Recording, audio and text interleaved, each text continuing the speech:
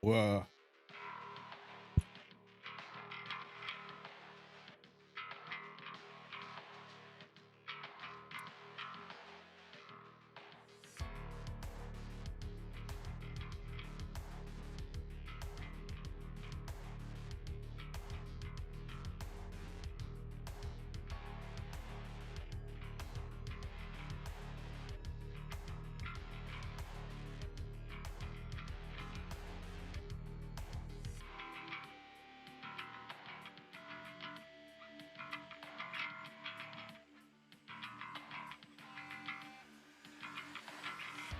Yo, Cryptus, what's up, buddy?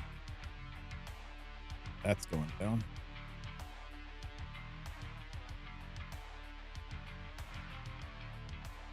Dead, dead, dead, dead.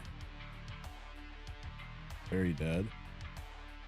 And dead and dead. Okay, I guess we're just killing scrub towers. Man. A lot left. What's up, Nayuda? Viet breads?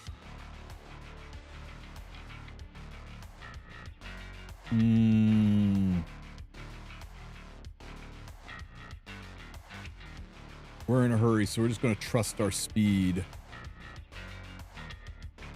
And down here, ugh, God, I hate this team. Rat Gaming.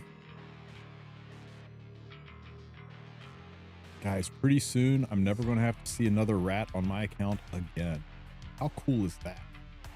Let's see. I need the ER rat so we don't get shooed to death. And hydrate, you got it. Hey, there's an update today. Yes, sir. Maintenance today. What did I use last week against this team? It worked really, really well. I think we were hiding behind boss, right? High HP boss. Yeah, high HP boss. You to injure. Giant rat gun people. Who else was it? We still have time to summon nurse. You got like 30 minutes. I'll check in just a minute. I can't remember how much time. Screw it. Let's use the new girl. Get in there, cigarette. Ah! Ah! Why? HP, speed, neck. That one. Fine. Go. Do it.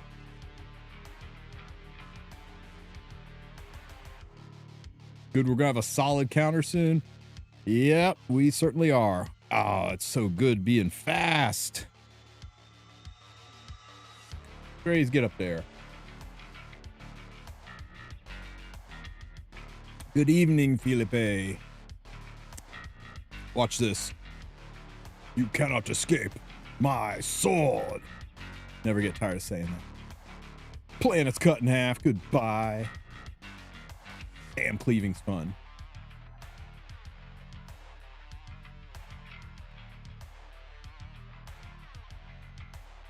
Okay.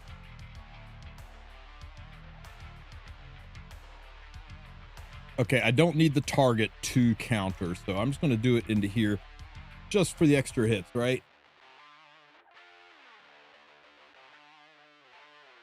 Oh, it's a whole bunch enough.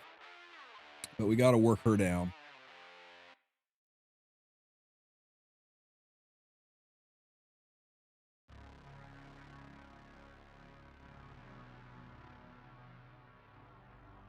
Incoming Ross attack.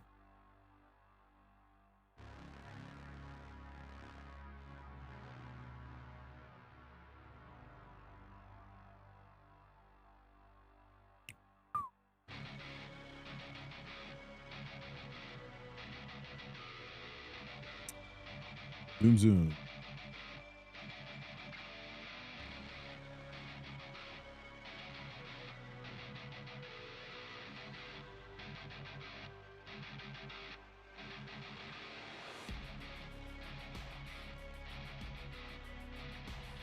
Oh no. Whoa, whoa, whoa. That actually hurt.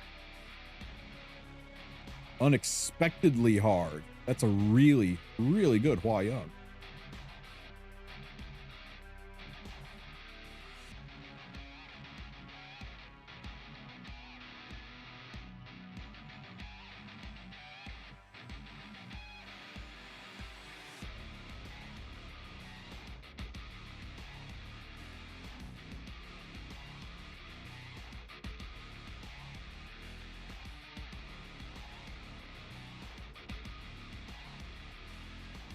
As well. Yeah, last minute GVG. It's kind of my thing. What's up, Alex Tut? Welcome, welcome. Ow, leave her alone, you mean biker girl.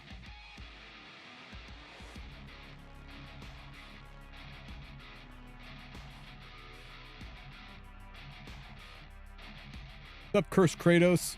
I picked the wrong team because this is taking forever. Nice dual attack you got there. That was totally fine and precedented. Oh my god, she's gonna die to an S1.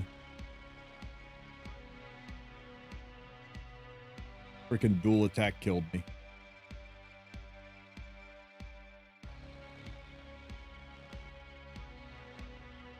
Yeah, I almost won too, and then we blew it. Oh, you silly cleavers and your cigarette. Oh, dude, mistakes were made. This guy, he got a freaking dual attack with the Hua Young and totally cheated me out of a kill. Just like absolutely wrecked my All right. Look, here's the thing. My boss. If the defense has Genesis Rouse on it, it is mid Chloe, Imperial Elnav, Urban Shadow Shoot every time. I don't care what else is on the team. Hey, Chloe, Urban Shadow Shoe, and who? Imperial Elnav. I don't care what else is on the team. Yeah, that's just the team. That probably would have. It never fails. It takes like 7 minutes to clear, which sucks, but that's what you have to deal with. But it never loses. Oh my god, speaking of loses, that's okay. She'll resist this. Can't fold in half my ER rat. What is up with the frickin' dual attacks? Holy shit, Sue. He got like 3 of them. Robbed. Abso-freaking-lutely robbed. I mean, you know the voice line, right? So you've chosen to defy a god. Yeah, I'm right there with Kukerbat when it comes to 3%. Absolute bullshit. Top team's dead. Oh, top team's not dead. Freaking scaly. Can we kill the bottom team? That team I just told you works on the bottom one. It's just rat made Elnav is what I play. It takes so long, but it doesn't fail. I know, but like it's maintenance in 30 minutes. Hey, I did it. I literally just did it before I came over here. Like, go look at my teams. Just go look at my teams. No, there's no time. I just trust you. Rat, Maid, and I assume super tanky Prot Ilanov, or can actually bring a damage one to speed this up. You can do whatever you want.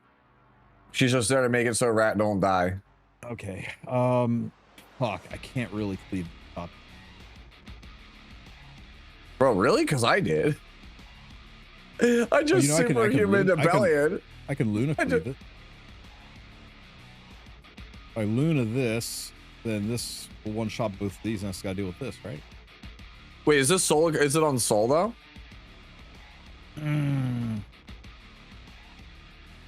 And she'll cleanse everything and it'll fail. Fuck. Okay, what'd you cleave it with, Sue? I don't actually think this is the same guy because I bought a Bossa Runka for your income. I don't think I fought an Ilanab one. Go double check to make sure. Did I fight this one? I don't think nobody's fought this one. No, this is not the one. Because I just used superhumanization on Bellion and just ran him over. Yeah, fuck it. Incoming superhuman. But I don't know if that'll work on this one because the one I fought, I think it was like Bossa Runka. It was like Bossa Runka over Naxatska. I mean, once freaking Freeren's dead, it's kind of over. Yeah, but Lady of the Scales is the problem. The one I tried to do it with doesn't have Lady, so.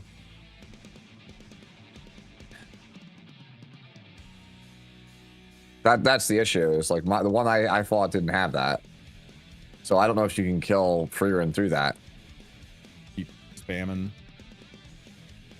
our You can't reset superhumanization. No, but you can put superhumanization on her and then push her up again. If your Nurse Yulaha is significantly faster than your Aram. Let's see what happens.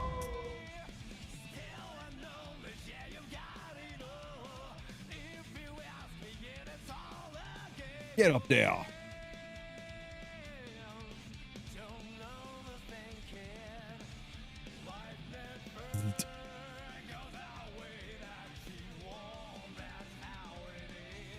Should I burn or should I just go ahead and S3 here? Actually, I'm not sure.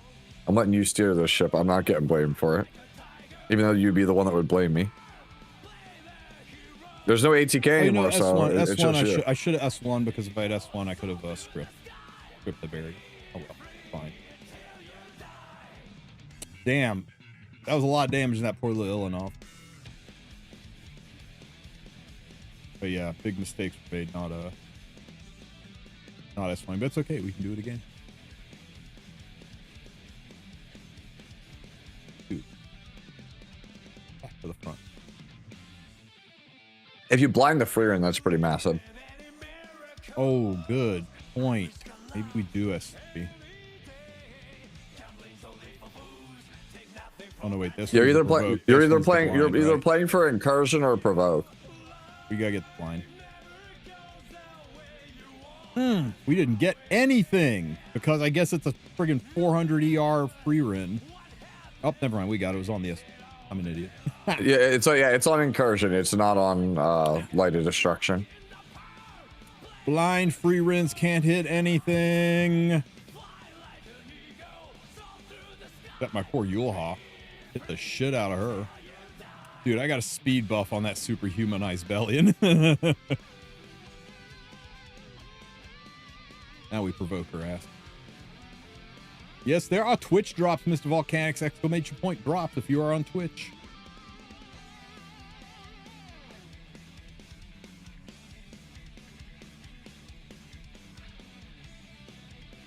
Hey, Freeren. Don't just be provoked, be stunned.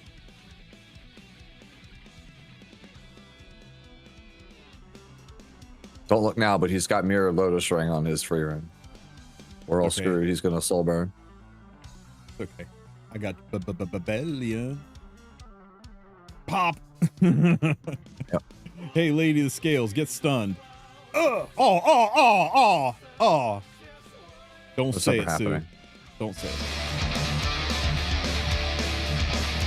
Hey, Vulcanette, thanks for the 11 months. Still on the hook for child support for Aether. Good one. Nah, he was I think he was 12 when episode 1 came out, and we're 7 years in, so he's an adult now. I'm good.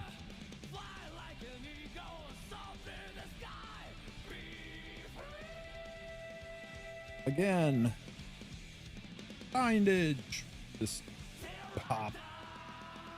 Oh. Well, I don't mind if I do. Ice Crystal is the stupidest artifact to put on her. People put it on her like it's going out of style, and it is just mind-bogglingly dumb for an artifact.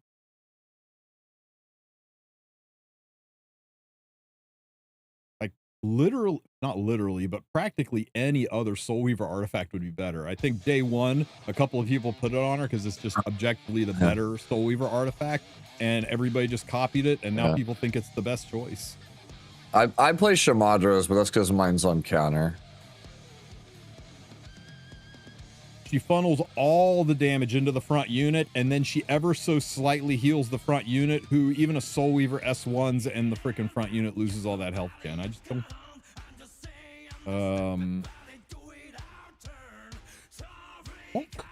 Oh. And of course, I would have. I still would have S3'd. You would go to Roz. I would have S3'd. Even if it's the strip, you hit Roz again. Just try to reduce this down. I hope that your what's his name? Your maid laps here. Fast made. Yeah, because like you might eat shit here. We'll see. That is. Now it doesn't matter. You only need to get the S3s on the Roz. I just wanted to get more injury on him. He's only down to freaking. Wow. That was a 32k health Ross. Wow. Yeah. This is why you bring Rat, bro. At least he doesn't have damage. The hell of it. One nice thing about a 32k Ross is not a lot of damage in that. Yeah, you just go after Setsuka now. And yeah, this will strip, but whatever. Like, you just play for the shit. It literally didn't strip shit. Ironically, it only stripped Maid, the character who actually has some ER.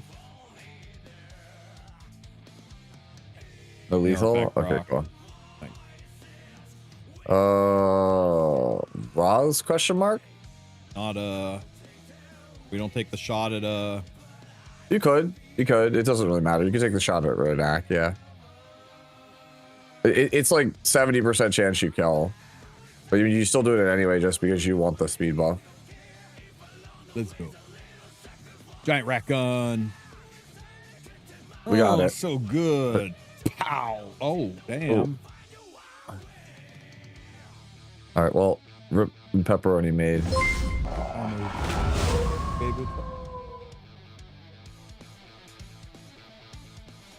Might be in trouble. We'll see.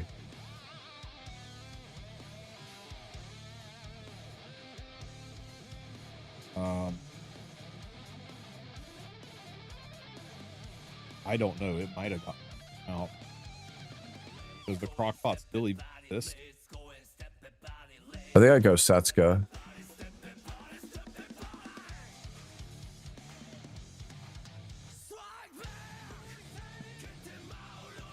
Because it's like Ra's about to revive. You just want to kill the Setsuka. Ra's will just revive.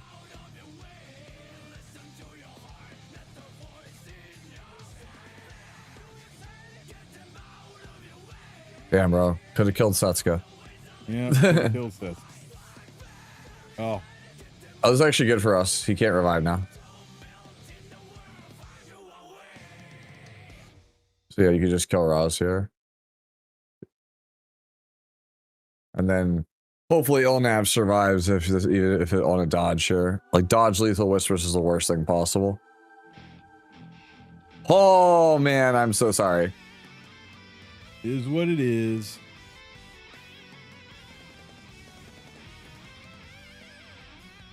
Oh, that was super huge for us. Yeah, we burned this. With one of my Illinois. Yeah, one of your Illinois. I'm sorry, Zai. Only have 2 left.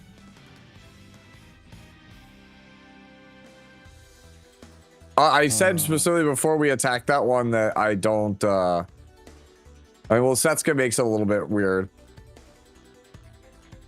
Sometimes I'll sub Mord out for Ilnav, but we'll see. I just don't like Go Wars, man. Too many annoying things to play around.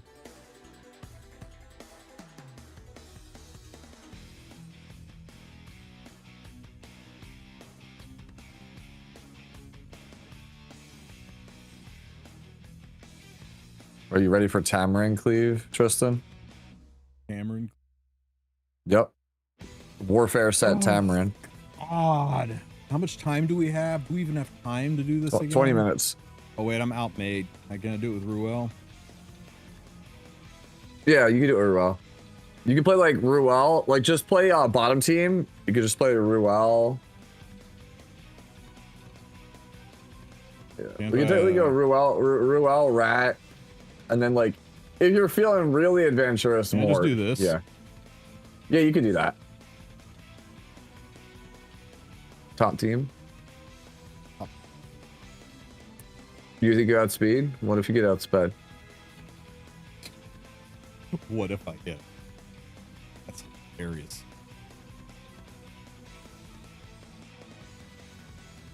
Actually, I totally. I'll put speed in. Yeah, I was like, what? I have faith in my unit. Destiny. That's it, just Destiny. You should S1 for the style. Send a message. Man, using destructive gaze, lame.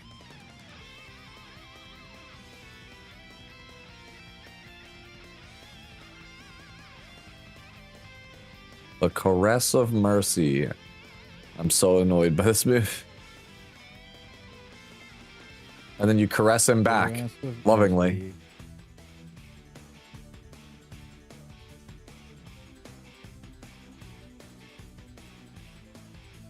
And we hit Roz, so we don't have to take a billion D damage. Yo, F this Setsuka unit, bro. Asian meta. Oof. Oh no. Bad touch. Oh. Sorry. Stomp revolution. Dude, Times. it's another. It's not gonna do anything because it's only 13k. Yeah, we still got Lady of the Scales. Ice crystal.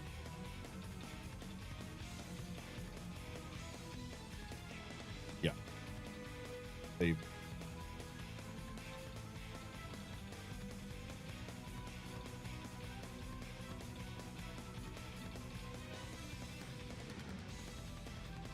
I'll just hit the Setsuka. Oh wait, is that on? That might not be repost. Oh, actually we can. I'm dumb. More. Yeah. Yeah, no, we just full send on Setsuka now.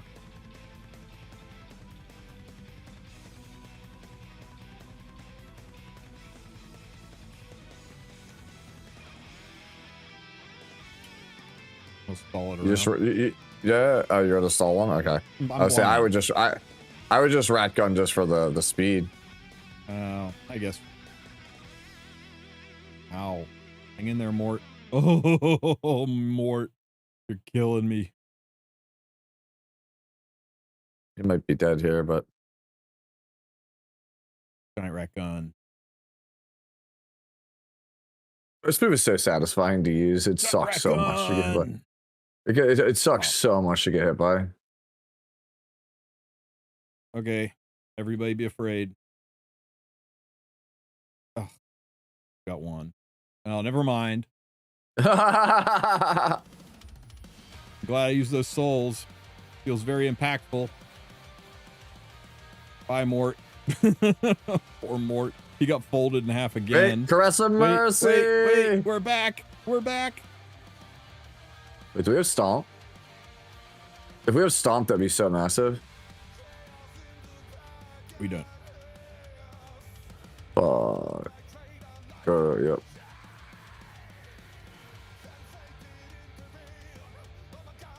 No, no to deal with bullshit.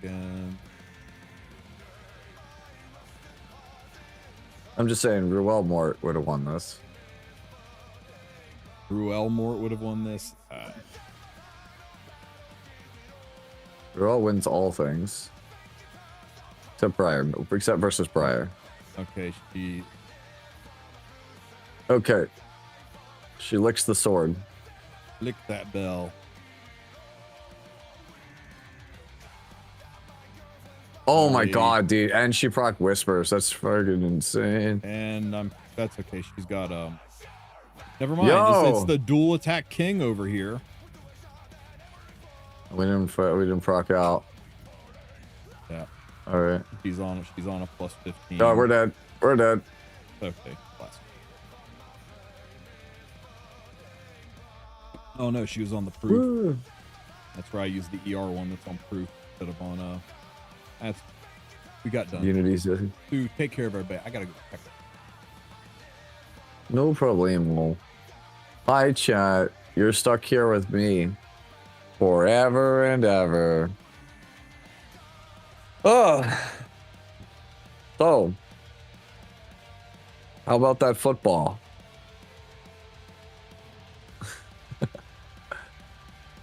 Oh man, so many crazy things coming to E7, and yet I'm just like, can we deal with the PvP first? I don't know. I'm a little bit hesitant on some of the stuff that they are changing. Like, I know that they're trying to reduce the time that you spend on the game, but I'm sitting here wondering, is that a good thing? Did I pull for Chizuru? Yeah, I did. I did, in fact. Yeah, I think she's good. She's like pretty good, but she's not like insane. I'm starting to think that CZN might have I think there's two things that they need to change in the game, and I think if they change them, people will get real mad. But I think they absolutely need to change them. I think there is 2 cards in Chaos Zero Nightmare that they have to change, because like otherwise I don't know how you're supposed to do how you're supposed to make a balanced game going forward. I think they need to change the epiphany on Maylin that moves her basics, and they need to get rid of the shadow reload, the one specific shadow reload on Tressa.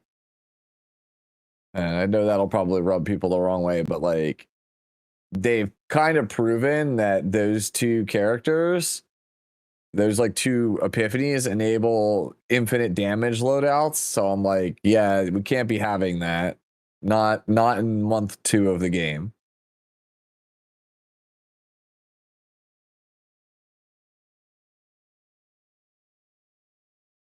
I don't know how chat feels about that. You don't like Ikate Kit Wise? Ikati, I guess. Yeah, I'm still trying to like get down the pronunciation of the new character. I have a viewer. She's from Greece, so she speaks the language. So she was trying to like teach me how to say the character's name properly. Apparently, the H is silent, and it could be either Ikati or Ikate.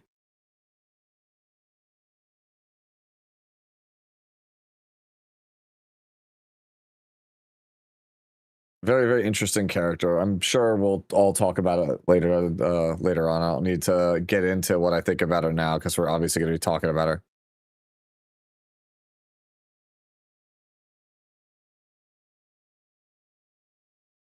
Yeah.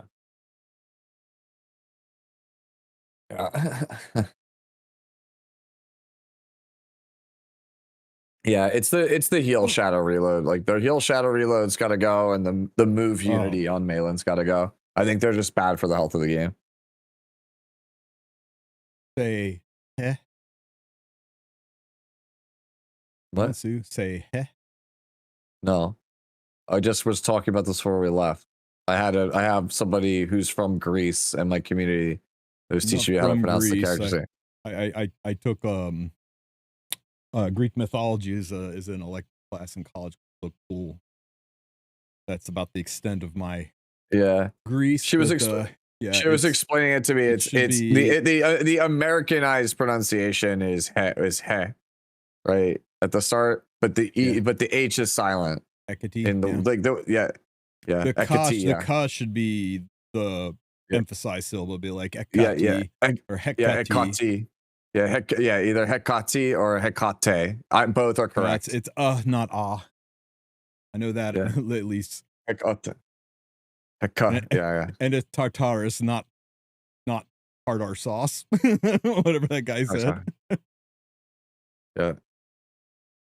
Tartarus, yeah. Tartarus. I played enough Persona, okay? Yeah. Yeah, you notice how Acades is spelled and how it's spelled nothing like Hecate? Hecate, yeah. It's not Hecacades.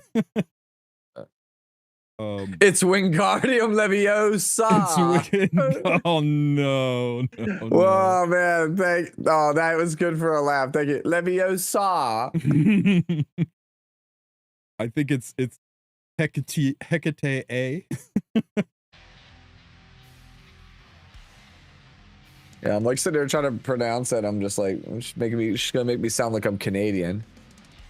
You're a wizard, Tristen.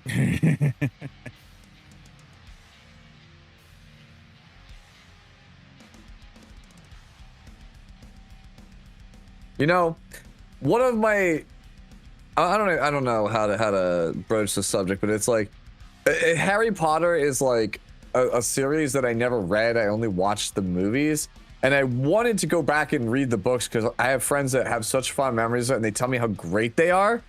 And then you like, you know, the whole controversy surrounding the person that wrote the books, and it's like, this is a weird one where it's like I want to jump in, but I'm like, I don't know if I need to enrich this person. Katie's she heckinate everything. Good one. Yeah, Achates. I remember that. Achates. Achates. What are some of the worst name pronunciations I've heard in this game? Yeah. DN, I've heard her called Dean. Just Dean.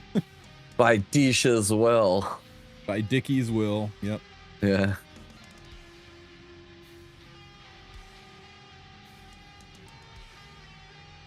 Oh my God, do all of the basic stuff. The worst pronunciation probably in the game is pronouncing obey me. Obey me as oh baby. Oh baby. Oh baby. I love that. You can't not say it whenever she uses that skill. Oh, yeah, baby. Oh baby. Oh, baby. Yeah, it's like a running gag and I think, yeah. I love how there's always a red dot here, so you can click it and see that you can't do anything here anymore and leave. Make the red dot go away. Yep. That's nice. Yep. How much time we got? 6 minutes.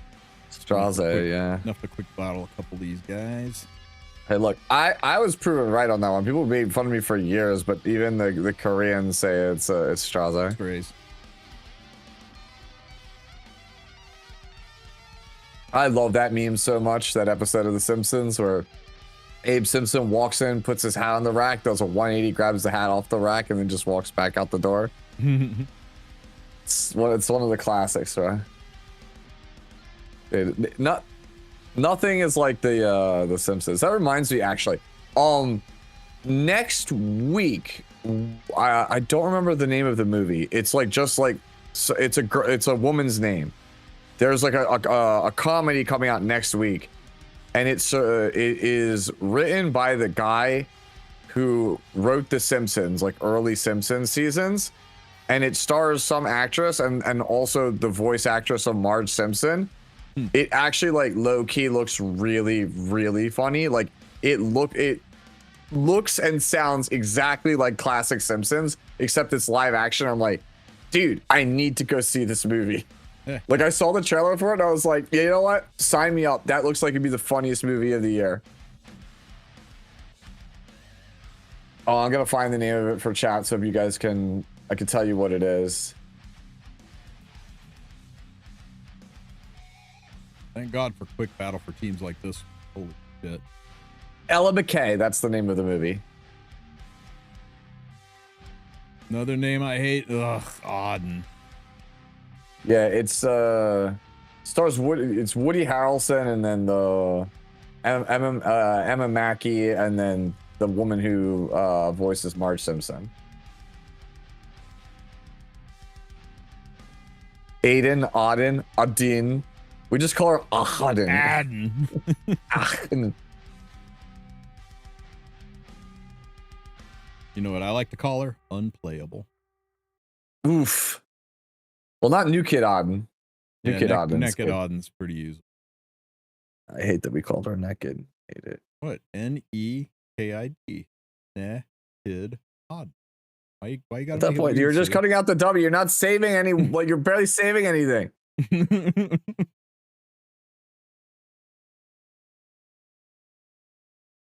I don't call her Like, Nuked. it's all Nukedod sounds dirty. it's even worse when you realize that she's like 16.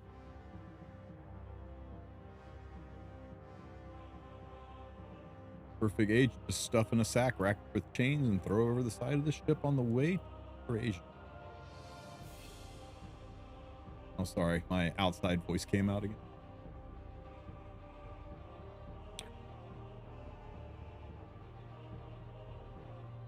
Point stuff things with 3 minutes to spare.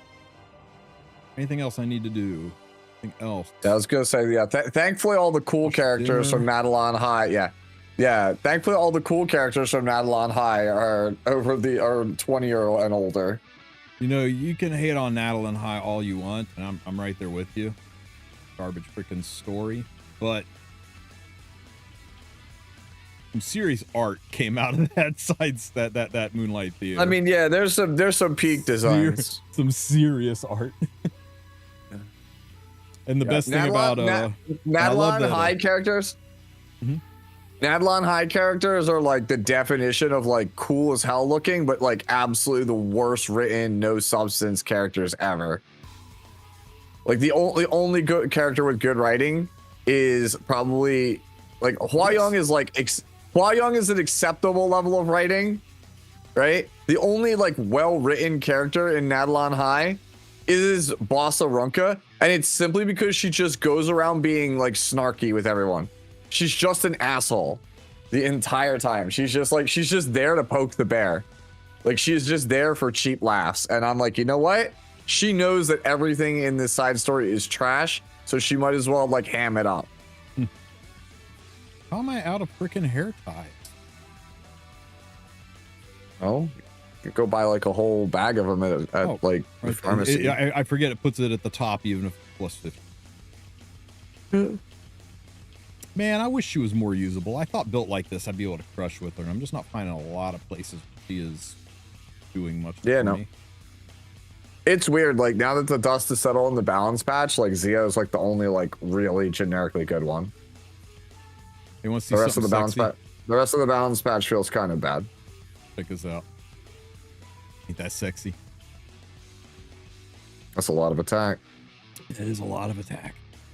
You know what it's not a lot of, though? ER and speed, so...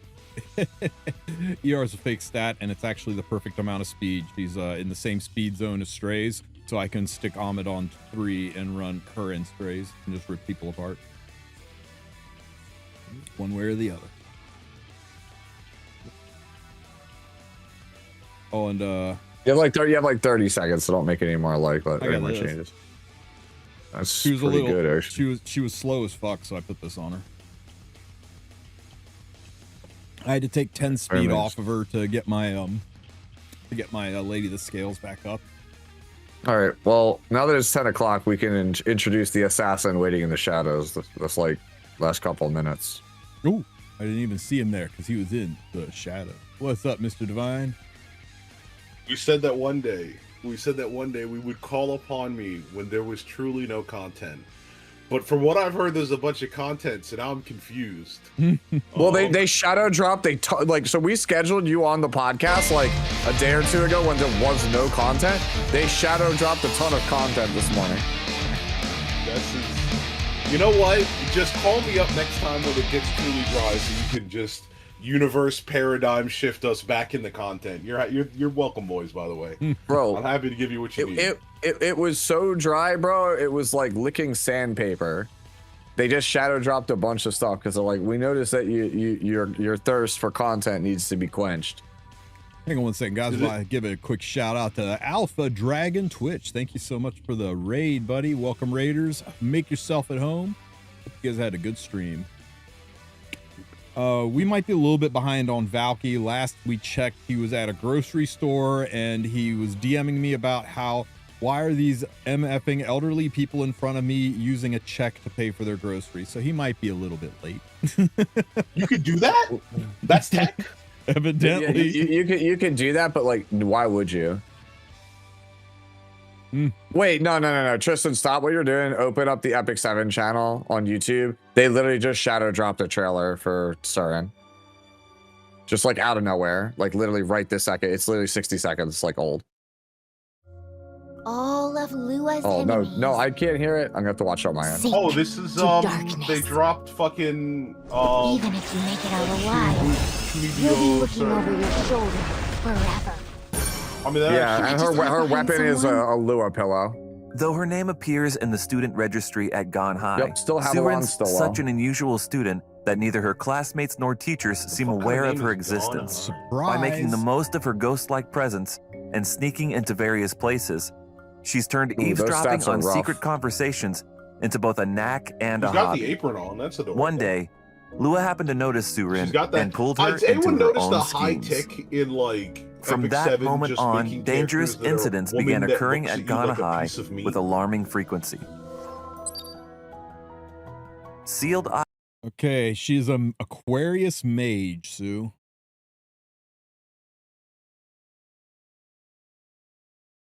I don't have to look at this stats to know she's gonna do some weird debuff shit. I'm just calling it now. She's got some built-in effectiveness, though. Yeah. Surin is a 4-star dark elemental mage. She has Oh, high metal effectiveness on high. and attack, Please stop, please and can stop. increase This her is attack whiteface. further through her imprint concentration. Attack scaler, mage, hook holder. Skill 2. Maybe a lotus ring, right? Skill 2 at the start of the battle and at the end of the turn grants stealth to the caster for 1 turn, so she's got built-in that Stealth for the whole artifact. match? Oh yeah. She's got built-in Cerise artifact. That's the closest. Why I'm gonna can't get. we think of the name? Sue, what's Cerise's Listen. artifact? What's the reason? Guiding light? Guiding light? Guiding light. yeah, Guiding yeah. light. Guiding She's light. got built-in See? guiding See? light. Bro, I'm I don't watching even- the video because on your end I can't hear it, bro. At Bro, the- I don't even play at the the game end- and I know this shit. At the end of someone's turn, when turn, an enemy is inflicted with provoke or redirected provoke, works both ways, grants rage to the caster for 2 turns and increases combat readiness by 20%. So this is a speed stacking character. 30% after That- the imprints. Yeah. Oh my god, it's another Sea Lilius buddy. It's another Sea Lilius gang enjoyer. Holy shit. Every time I This see a unit, I'm like, is this a Sea Lilius gang? Part of the Sea Lilius gang? Yep. No, it's Hey, yeah, Valky, it's- welcome to from the behind the elderly at the grocery store. Yeah, sorry guys. I was meant to be here like 10 minutes ago, and then his grandparents in front of me at the grocery store, and they were arguing with the cashier about the coupons. Not sure if you're familiar with Asian grandparents. They got they got that fight, and they got that dog in them. So they just literally just dropped Tempest Surin, or not Tempest Surin, but Dark Surin YouTube. Now this looks like a bleed character. Yep, it's a bleed character. It's a bleed character? Okay, alright, let's see the rest of the skills. Let's see the rest of the skills. Yeah. At the start of battle, 1200 and attack, someone to the 18% caster for 2 effectiveness, turns that's all and I'm increases combat readiness by up to 30%. Has bleed ever been good? Skill Okay. No. Okay, S3 here. No. Unexpected accident. You know what? Me and my wife had one of those. After granting increased attack to the caster for 2 turns, attacks all enemies by staging an accident. Inflicting, what is she, Hitman? Inflicting 3 bleeding effects for 1 turn. When the target is inflicted with provoke or redirected provoke, we're not segregating here. Extends duration of bleed inflicted on the target by a singular turn. When the caster is granted rage, ignores all effect resistance. So we gave her effect resistance in her kit and then made it so that she doesn't need effect resistance. I'm not gonna She say had anything. I'm not gonna say effectiveness anything. in her kit, not ER. I mean, oh yeah, GDR. And if you soul burn, Okay. extra turn. And it's on a Yeah. 3-turn cooldown. That's a freaking fast cooldown. Yeah, that's actually Due to I guess bleeding that's the effective when the reason caster you is would do it, right? granted rage, ignores effect resistance. When 20 soul is consumed, straight she Straight up grants dropped an a extra building. turn. Stages an accident. She straight up drops a building on people. Look at the Stages. Look at Maid's face. It's not okay. when I say staging attack, when I say I'm going to stage an accident, what I really mean is commit domestic terrorism. That's Yeah. actually what it's like. Skill 1. Okay, repel. Okay, yes, I'm familiar with that. Very common skill with women I've met. Attacks the enemy with a chain axe with a 60% chance 75. Inflict decreased defense 75% when you got that Mulgore Monday shutout for 1 turn. When the caster is granted rage, activates eradication as an extra attack. I don't think those are I don't think those are covered by the Geneva Conventions. Eradication attacks the enemy, inflicting, you guessed it, more bleeds for 2 turns. And at the end of the turn, detonates the bleed effects on the intended target and ignores effect resistance. Once again, why are you building effectiveness on this character? Yeah. Yeah, really. Why are you building effectiveness? Why do they bother giving her 18 effectiveness? Yes. 3? In case your provoke gets banned. Bro, this is you see the shuriken here? This is the kind of weapon that somebody's allowed into an anime convention with, but I get stopped because I get stopped when I have an orange tipped wooden pistol. Repel. Attacks the enemy 1 turn extra, and at the end of the turn, detonates bleed effects Look, bro, inflicted I'm not on the gonna say target. nothing, but I think it's really Ignores different when a effect small resistance. Korean girl talks about accidental, terrorism versus a big Muslim black man talking about accidental terrorism. Those are 2 different things. No discrimination. I'm just pointing out facts. 18k, she had to detonate 2, 4, 6, 8 bleeds to do 18k. Bleeds suck, guys. Yeah, but with bleed. warfare rules, it can maybe be a thing. Don't worry, guys. It's bleed. The poor man's burn. A poor man's burn. That's what I'm saying. Like, Was she a bleed speed imprint? effects- She wasn't a speed imprint, was she? Like normal Surin? No, health imprint. Health and attack herself. Who cares? Was those just 6 random jobbers there? Was she just Yeah, jumping- like 6 Backstreet Boys, and she just drops it a whole ass building on him. Watch this. I saw 30 seconds of K-pop Damn. Demon Hunters yesterday. Those boys are fucked. Yeah. Yeah. Yeah. The one-eyed That's shadow not- And that only That's not- inflicts 2 bleeds? that brings misfortune to Gon High School. The one-eyed Players shadow will be that able to brings meet Sealed Eye misfortune. Surin through the Oh, Mystic she's a little Summon starting poster December 11th. Of her that she thank you. keeps. Oh wow, she is stable. Yeah. Yeah, no, she's. Tell by the way she's dressed, she's very She mentally loves. stable. She loves Lua. Yeah, I'm not Yeah. gonna question the girl whose hobby is accidental terrorism. I'm gonna tell you straight. What do up. they call those girls? Landmine girls now. Perfect. That's it. Yep, that's it. That's her. No, look, a That's- landmine's a perfect device to create accidental domestic terrorism with. Easy yeah. money. Yes, sir. She's a fucking battlefield equipment. She's Battlefield 6 equipment, bro. Ugh. All right. Damn, I wish I was those guys. What? You would like like a highway, like a freeway to like fall on you? I can I take just it. have to warn you guys, I'm eating. So if you're hungry, I apologize. That's fine. Worry not. I just ate. The doctor is in. I'm good. Pop on a camera, The dark Divine, or you're gonna shroud go of death blind. is coming I'm fine on. either way. I could pop on a camera. I will be. I'll leave this I'll tag out playing. with Life or death. I'll leave this Pick playing your while I poison. fart around with the cameras. Everything is going to You be guys can talk all about alright. what's going on. Crowded here. Even if Once you're again, I'm alive, happy that the one time I'm called in when there was supposed to be no content, we got extraordinary levels of content. Yeah. That's how it is. Unforeseen levels of content. We got content on content. I mean, maybe you actually work at SG all this time. You're like, hey boys, they're bugging me. They're saying there's no content. made it Get this some shit in here.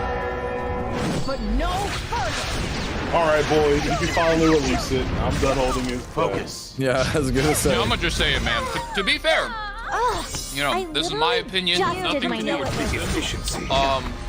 we knew content was coming. They told us we need to get everything fucking organized before December 3rd, and we're on Thanksgiving Day. And I said, yeah. "Is you for real?" And Divine said, "Yeah, I think only we can do this." And that's why we had to put all the tournaments and everything together last week. And I had to get everything out before this.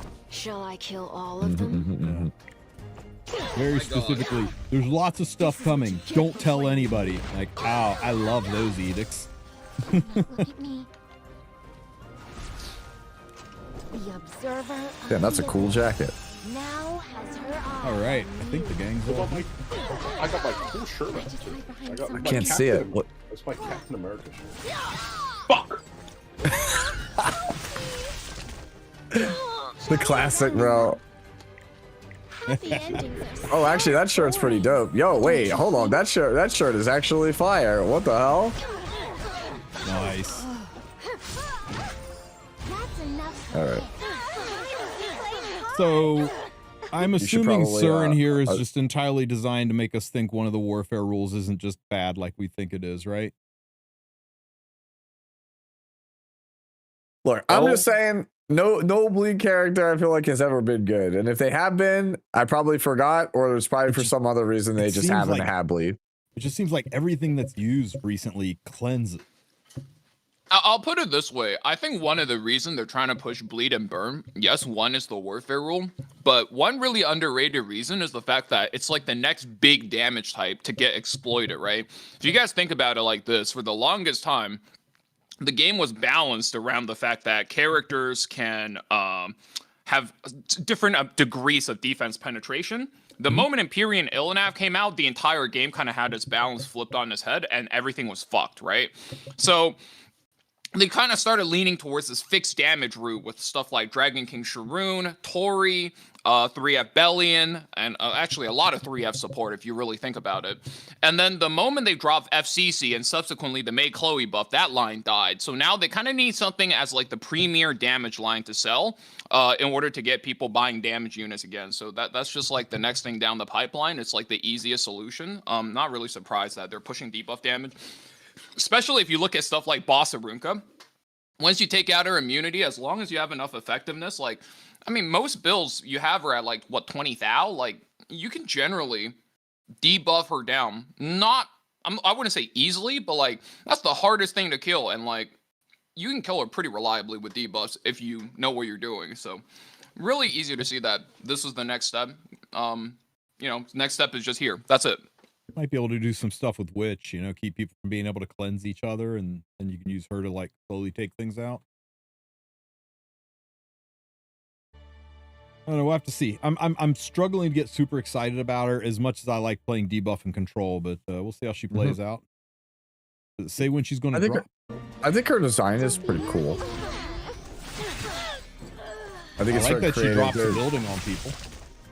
Yeah, no, I just think it's very, very creative to be like, what if we gave her like a Lua pillow as a weapon, but like it's got concealed blades. I just think that's cool.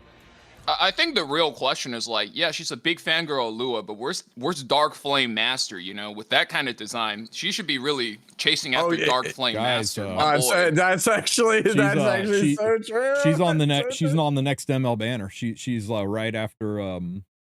She'll be on the rerun banner right after Nurse leaves. She's gonna pop in. So December 11th. Yeah, that's a week away. Yeah. Just a week away. Just a week Christmas. Away.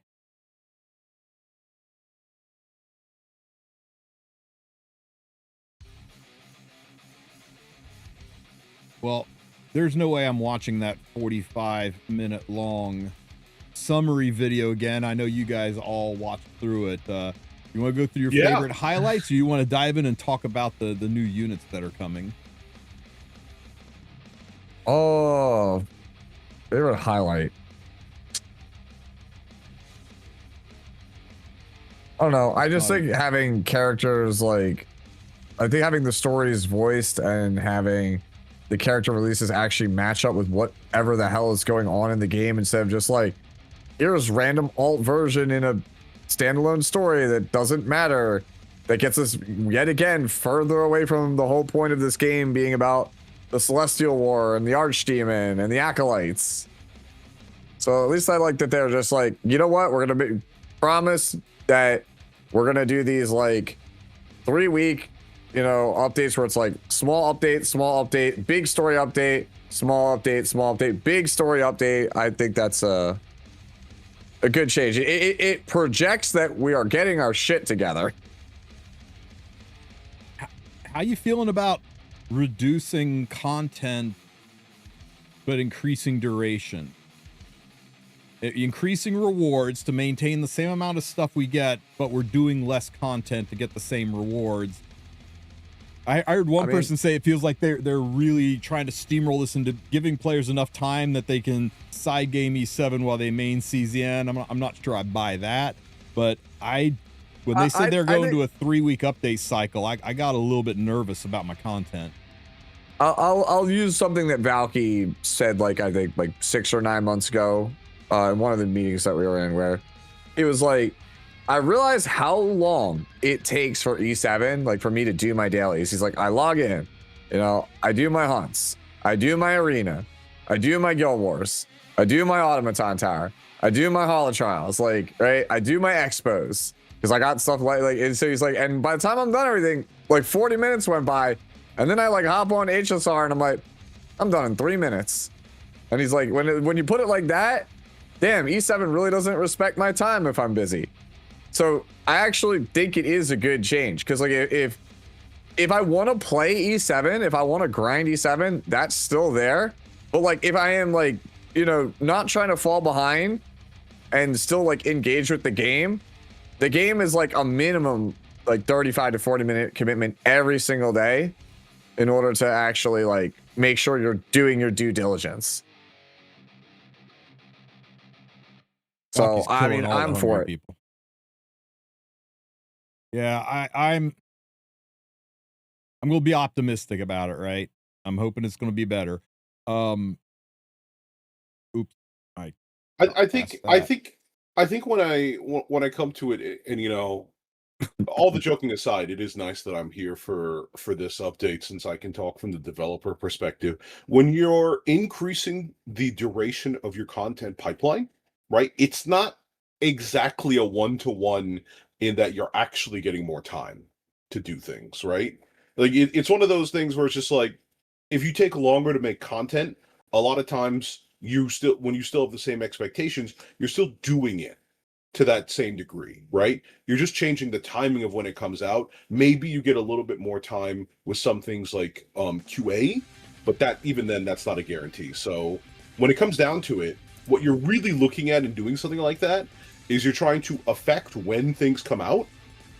So either around, you know, important dates or investor meetings or blah, blah, blah, or more likely, as I assume what's happening here, you're trying not to accidentally step on the toes of something else, right? Mm-hmm. So if E7 moves to 3 weeks, and we can put it on an odd-numbered schedule, and Chaos Zero Nightmare can be on an even schedule, then we don't have to worry about putting out content at the same time in the same place, right? I'm Valky. So, yep. One of the concerns in chat is like, what about some of the quests? You know, is this going to impact, you know, is going to delay my ability to do some quests if things are a week longer, if a quest requires a specific, you know, rotation of an event and it's not currently up? It's going to be rough. You know, one thing they did ensure us is that the rewards and income you're going to get from it is good. There have been complaints about holo trials for as long as holo trials has been around. Doubly so when they changed it into the new version that very few people seem to like. They did say they're going to address that. Boring and repetitive is the key phrase, I think, of this section, is they're trying to make the game not feel as boring or repetitive. Get in, do the things you need to do so you can focus on other things. I did like that they said they're going to be adjusting holo trials so that you'll be able to full auto without you know, and still get a decent score, as opposed to whereas before it's like you would struggle to full auto and pull off even triple S plus, but you'll still have to manual if you want to get one of those, you know, high leaderboard scores to get the extra currency. Hey man, that makes your job easier. Is your auto team of the week, you know? Yep. True. Auto team of the week. So, we'll see how it plays out. It makes me a little nervous. The devs even said it, you know, this change makes them a little nervous, but they think pound for pound it's going to be good.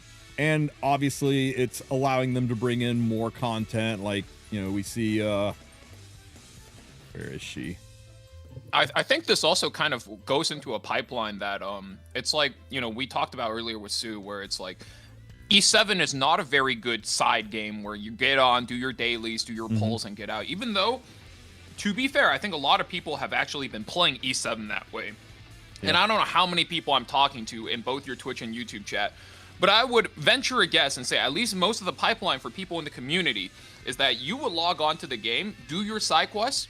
You know, you just take a lot longer than something like Star Rail. Go play something else. Head over to twitch.tv and you watch some sucker get set scud in RTA, right? That's like the pipeline I would imagine for a lot of people. So, you know, especially with CZN coming out, they want to redirect a lot of development efforts towards that. I think making E7 a bit more side game friendly while, you know, promoting their other game and putting dev effort towards their other game, like, I think it's a pretty reasonable business move, if anything. Agreed. Hey, get demonetized from YouTube for naked ice princess up here again. Can't quite reach your hiney, so disappointed. So yeah, Advent's been gone for like almost a year, and they're bringing Advent back. And they did say they're going to be revamping some of the PvE too. Most notably, Advent's back, and they're changing Tower of Automation. They're going to take out devices that aren't being used much, which I hope means they're getting rid of all of the Epic devices because nobody likes or uses those. And going with some new devices to, you know, get a little diversity and excitement in that as well. Also, can we just say, how much did you pay SG to be the logo for this new episode? Oh, I am like 100% convinced that you are. Yeah, like we used to like joke that like Divine was the SG plan. I think you're the SG plan at this point, bro. It is so masterfully played. Okay. The tinfoil hat distracted us all. I mean, if you think about it, for the longest time, like, SG has just been making content after their content creators. Like, we're the real creators, if you think about it, right? They make Commander Pavel after my VTuber model. They made Architect Leica after Pisachu's model. And now we have a whole chapter, a whole episode dedicated to Tristen. So we're just moving down along the pipeline, honestly.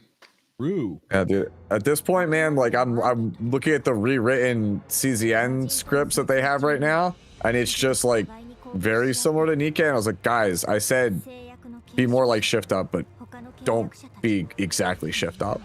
Copy the homework. I see you copying their homework. Yeah. So it's cool we have a burning village that's not Senya's village for a change. So something people might not have caught is this is Epic 5, right? Yes. Yeah, so it's got Aki in it, so we're going back pretty far to Epic 5. Yeah. Aki is a code name for Zuko, by the way. That's what I'm going. But dude literally just does the last Agni Kai as his damn friggin' ultimate. Too soon? Not too soon. This is the most Hinojin character I've ever seen, by the way, this design. So something that was pointed out to me earlier. This drove Byako nuts this morning. Track gauntlets on his left hand. Here it's on his right. now you'll never unsee it. I'm just gonna be honest with you. This is like a weird thing. Once again, this is only from my perspective, like thinking about this from as a developer. But who is passionate about this story being told, right? Because like it's all these units that have been in Epic 7 since the beginning. I highly doubt, especially with everything we know that went down with Chaos Zero Nightmare and everything else that's gone down at Smilegate, that the writers who initially came up with these concepts and characters are still there, or even left the materials for their stories to be executed properly. Like it feels to me like somebody's sitting there and they're just like, "All right, we got to do this story. What do you got for me?" A guy with a gauntlet on his arm. I'll tell you what, okay. I always liked the arena story because the arena story was the only window into the prior 6 worlds that we got. That's why I always like enjoyed that story the most. So I for one am glad we're hearing about some of the past units, the units that are on the artifacts and getting that lore built in.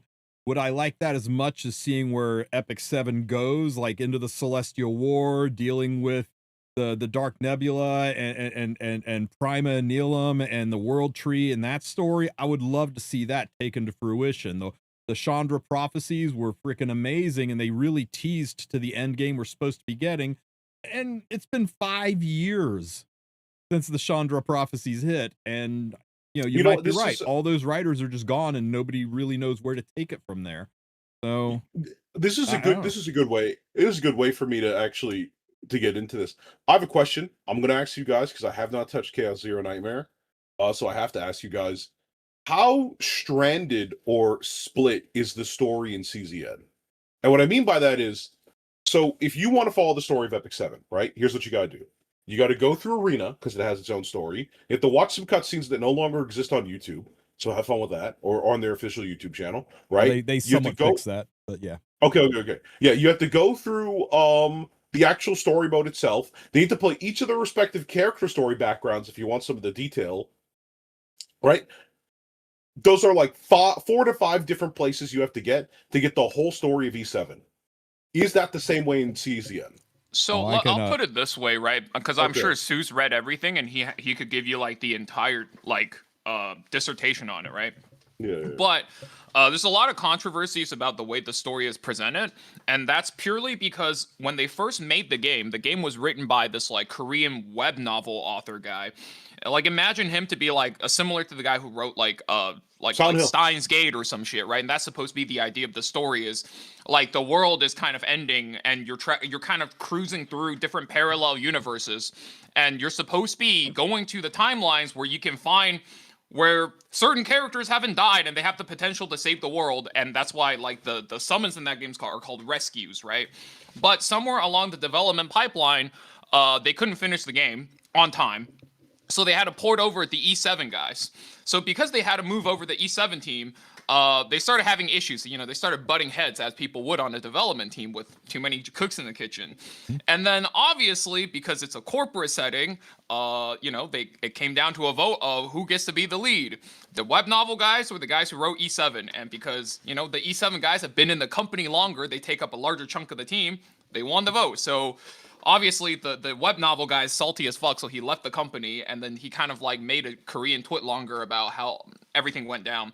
So, and then when the E7 team started officially taking over the story, the CEO is like, hey, I help you guys win this corporate vote. I get to write a little bit, all right? We got to figure out who's in charge here. So now the story is giga-fucked. It's segmented as shit. And I obviously I've never read it, but I don't imagine it makes sense in any way after reading the development history. It's all in one like just story segment. You could just read the 5 chapters as they stand. But like it doesn't really make a lot of sense, and it's kind of bad at parts. And honestly, like the only good part about it is something that they added after the controversy, which is called re-epilogue, which is basically the MC going like, oh, the timeline's fucked, and then he goes back in time to where the prologue starts, and that's where we're at as the current story.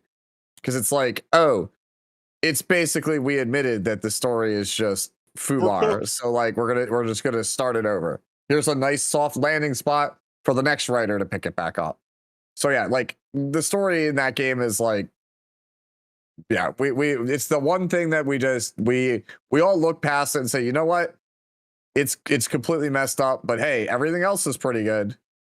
It's a whole rabbit hole to dive down with allegations of bullying and wrongdoing, and the game had been advertised in Korea for like over a year, with the story being one way and the MC being handled one way, and then suddenly they got something different. So a lot of the community in Korea were like, this isn't what we were promised. This is radically different than what we expected, and I'm not okay with it.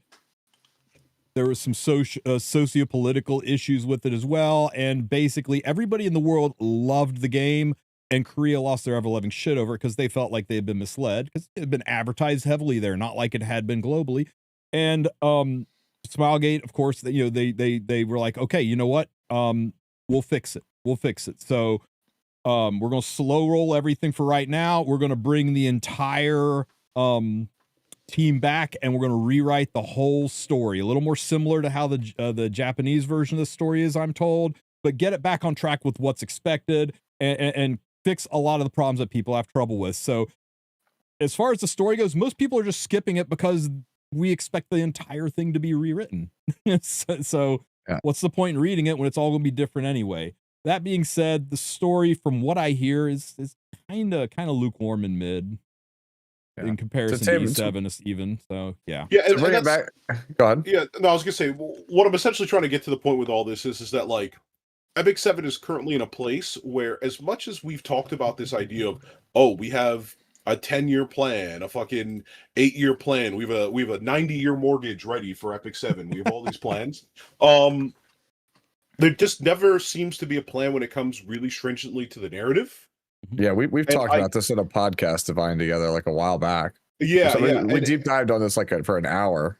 Yes, I called it back then, and I've come here to reap the woes of that statement, which is really, first of all, hire me, Smilegate, please. It'll take like 2 months for me to fix this shit.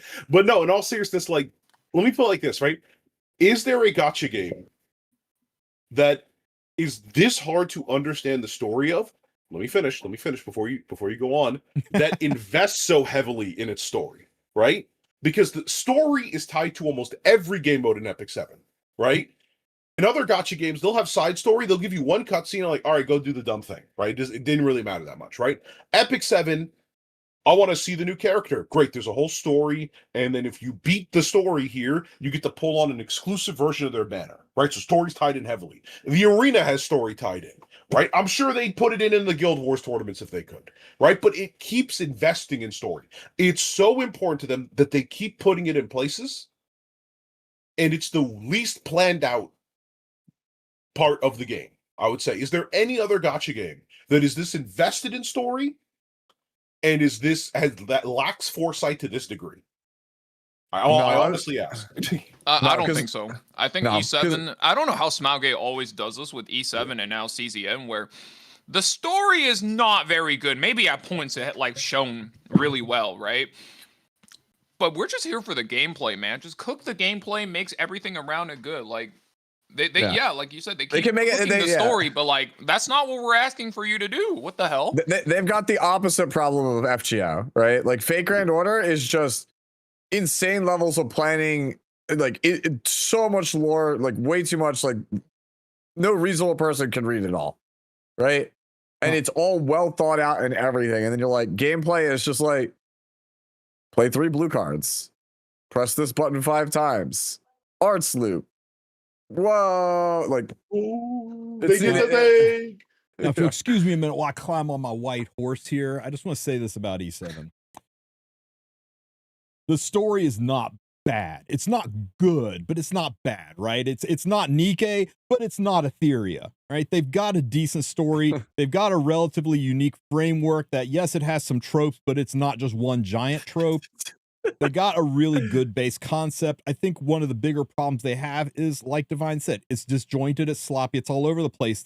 We'll be in the middle of episode 5 fighting vampires, and a young Senya Christmas story drops. I'm like, okay, I guess we're back to episode 3 lore, and it's sloppy and all over the place. And that is one of the things they said they wanted to address, and that they are addressing, is they're trying to rope everything in so that when units drop and their banner events are up, it is germane to what is going on in the current story. When side stories happen, there aren't going to be side stories anymore. They're going to be side episodes where they're a part of the main episode to have some fluidity and feel to the flow of it. And they're going to unlock it and open it up so that once you complete chapter 1 and you've got the foundation for Epic 7's lore and history, then you can go into any chapter you want to get through chapters 3, 4, and 5, or 2, 3, 4, and 5, and be able to jump into the current story and understand what's going on, because, you know, they're other worlds, but that they're trying to address some of the sloppy and all over the place storytelling that makes it so unhinged that you can't really follow or pace what's going on. So they acknowledge that problem and they're trying to do something about it. I'll give them credit for that. I will say though, when this was shown last night, or I should say earlier this morning, because I stayed up like all night basically. This was such a roller coaster for me because they're like, new stories coming. It's Epic 5, and I was like, yes, new old like, story. And then it stars Diane, and I was like, oh, but you're gonna get Aki, and I was like, yes. And like, and there's also a new Assyria. Oh, But you're gonna summon a death god to kill her. Yes. Like that was me last night. I was like going up and down because like half of this story is like, bro, who cares? Like I know we're joking that it's Deanne and Tristan Wolf. Like I don't care about the wolf. Yeah, I don't care about the wolf. That's what this is what I care about. They summon. Look at her. They summon the Grim Reaper, and it's like, why is the Grim Reaper here? Oh, it's simple. Because Assyria is evil in this world, and she's trying to become a god. So she's like, nah, fuck that. I've come to reap her soul. The wolf's totally gonna be our 5th guardian, right? Dude, Joe was Balgate, saying right? last night.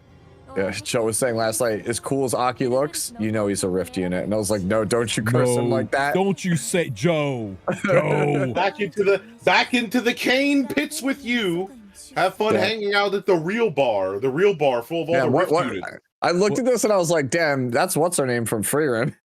When I saw it. Right. What do you think about the porcelain doll broken and shattered Assyria here? I think it's a really cool idea. It's a choice. In terms of it's a cool. Okay, so they basically explain that the Elbrus ritual sword is like the sword of the gods, and only the chosen one can do it because it gives you insane power. And like, if you think about the history of E7, how many like world championships are like decided by like Elbrus? How many like high rank matches are decided by Elbrus? Elbrus was like the end all be all for so long for Knights. That it's like, to make it lore wise be like, you don't understand, it's this broken item is like, okay, you know what? It lives up to the game's reputation. So I think that's cool. And they tied it in by basically saying like, because Assyria got the Elbrus ritual sword in this world, she beat Nilgal. And if you remember, in every other world, either Assyria or Saria dies. So it's only because of Elbrus that this is the world, the timeline that they live.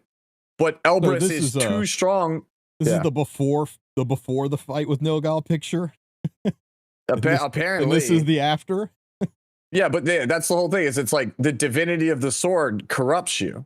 So it's like that's why she's like cracking and falling apart, because it's like her body can't handle the power of the sword. So she's looking for immortality because it's like, well, I'm gonna die, but if I can become immortal, it's fine. And that's why I thought it was cool. They're like, well, how do we tie Sigurd's Scythe into it? Okay, she's coming to reap Assyria's soul because no one should live forever. Ears are different. Yeah, I don't think it's. I don't think that's Assyria. I don't think it's the same. It is the sword, but I don't think that is Assyria. In fact, if you go back and look at the Epic 7 WC 2025 trailer, the Elbrus ritual sword girl is there with Raz. It's not Assyria. It's the other girl. Okay. I assume that will get addressed. Yeah. This story looks dark though. Look, friggin' claw right in his eye. Now, this is about to be Lost Belt 1 levels of like, what are we doing?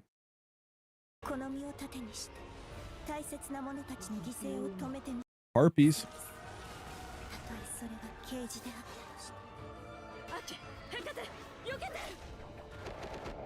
You heard it there, right, Sue? What? No, I didn't. You said the name. Well, you can't hear it. You went, Hecate.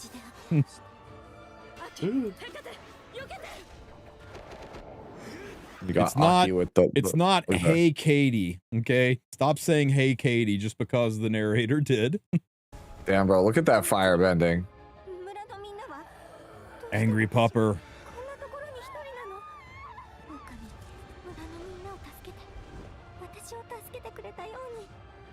I think this trailer's beautifully animated though. It is.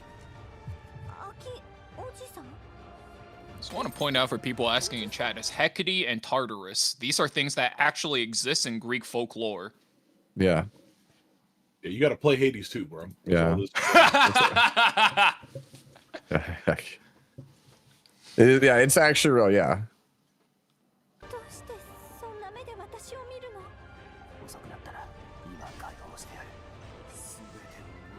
Yeah, when they were introducing her and they're like, this is the keeper of the order of life and death. I'm like, yes, death to revives. Let's go. Yup. Hey, look, Chainsaw Man collab confirmed. Whoa! Yeah, no, I said the same thing, Valky. I was like, I think it's so cool to bring basically like a death god to the game to basically be like, yeah, I don't allow revives. Like, it makes sense, right? Like, I reaped the soul. Of course, I'm not going to give it back to you. Like, Oh, that that- shit's mine. That poor skeleton, man. Chomp, chomp, chomp. God, you know what's dark as hell? DN did this, right? Yeah. That's Bask. Yeah. I thought you were gonna like muse it to mouth, be like, "Oh, Bask, how are you doing?" Poor Yeah. Bask. Woof, woof, woof, woof. She ate Bask. Speaking of Bask, we're probably getting Bask back as a character. Epic 5 Bask. If we're getting Epic 5 DM, we're getting Epic 5 Bask. It's probably coming, yeah. 5-star Bask, Let's go. 5-star Bask. which means in Epic 6, we're going to get Crozet. 5-star Crozet. Let's go. So Aki's pretty all pissed off at Noyes. Noyes is the spirit lord of dark, the one we know the least about. Other than that, Noyes really just doesn't give a rat's ass about anything that's going on with humans and his followers. Clearly, this is the timeline with Shadow Rose because she's a follower of Noyes.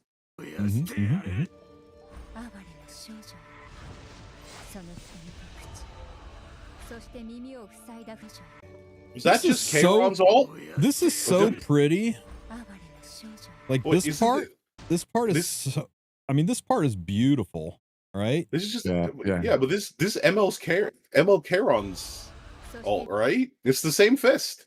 Yeah. It's just a kinda. different color. You Different can't say colors. it's the same. They changed the color, guys. Come on. Yeah. It's Nah, straight I- up I- instead of I- diagonal. I really hate the fist at the end of this ult because like it's so pretty until you get to this, and you're like, why is it a Yeah. fist? Yeah, I mean, that's really it, right? Like it or not, why?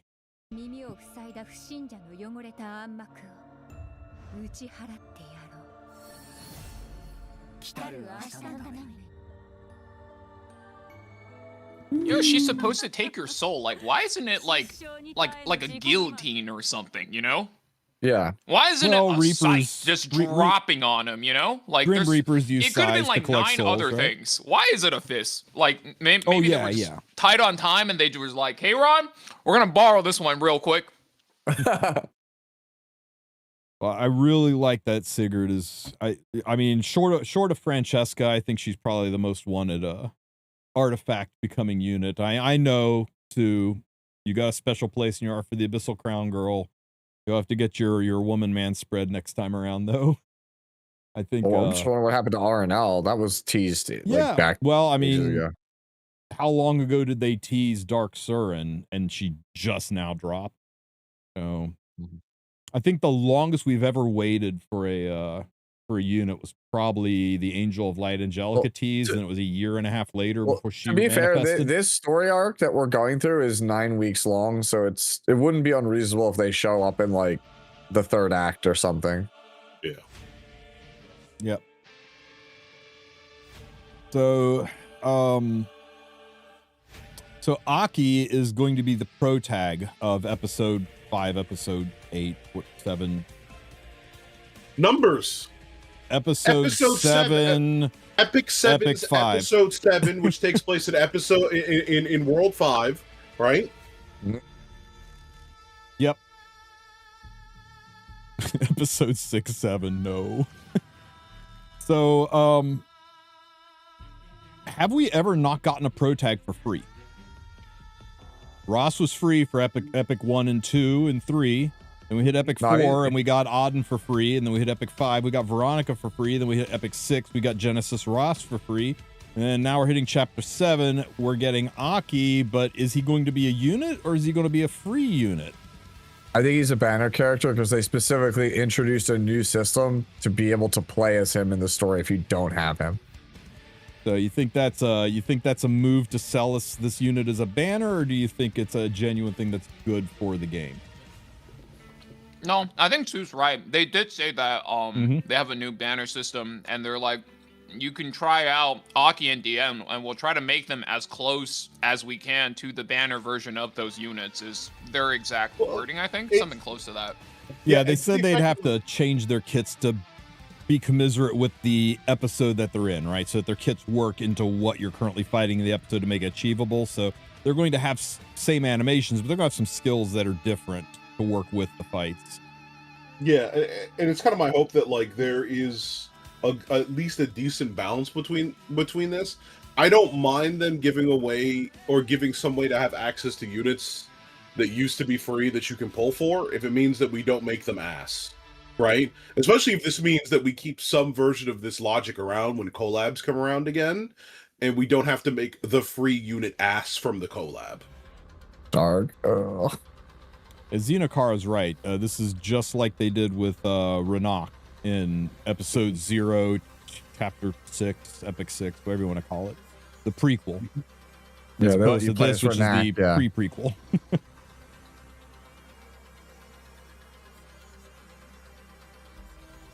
What if Aki has Castorus as like a Castorus like I read what if he has Castorate as a global passive? Like goddamn.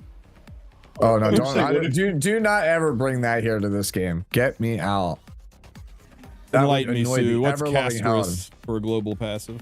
Okay, so Castorus in Honkai Star Rail has a passive that's basically like, it's like a Ruel revive, but it triggers even if Castorus is not on your team, is just on your account. So it's like getting access to an ability. To a 5th unit.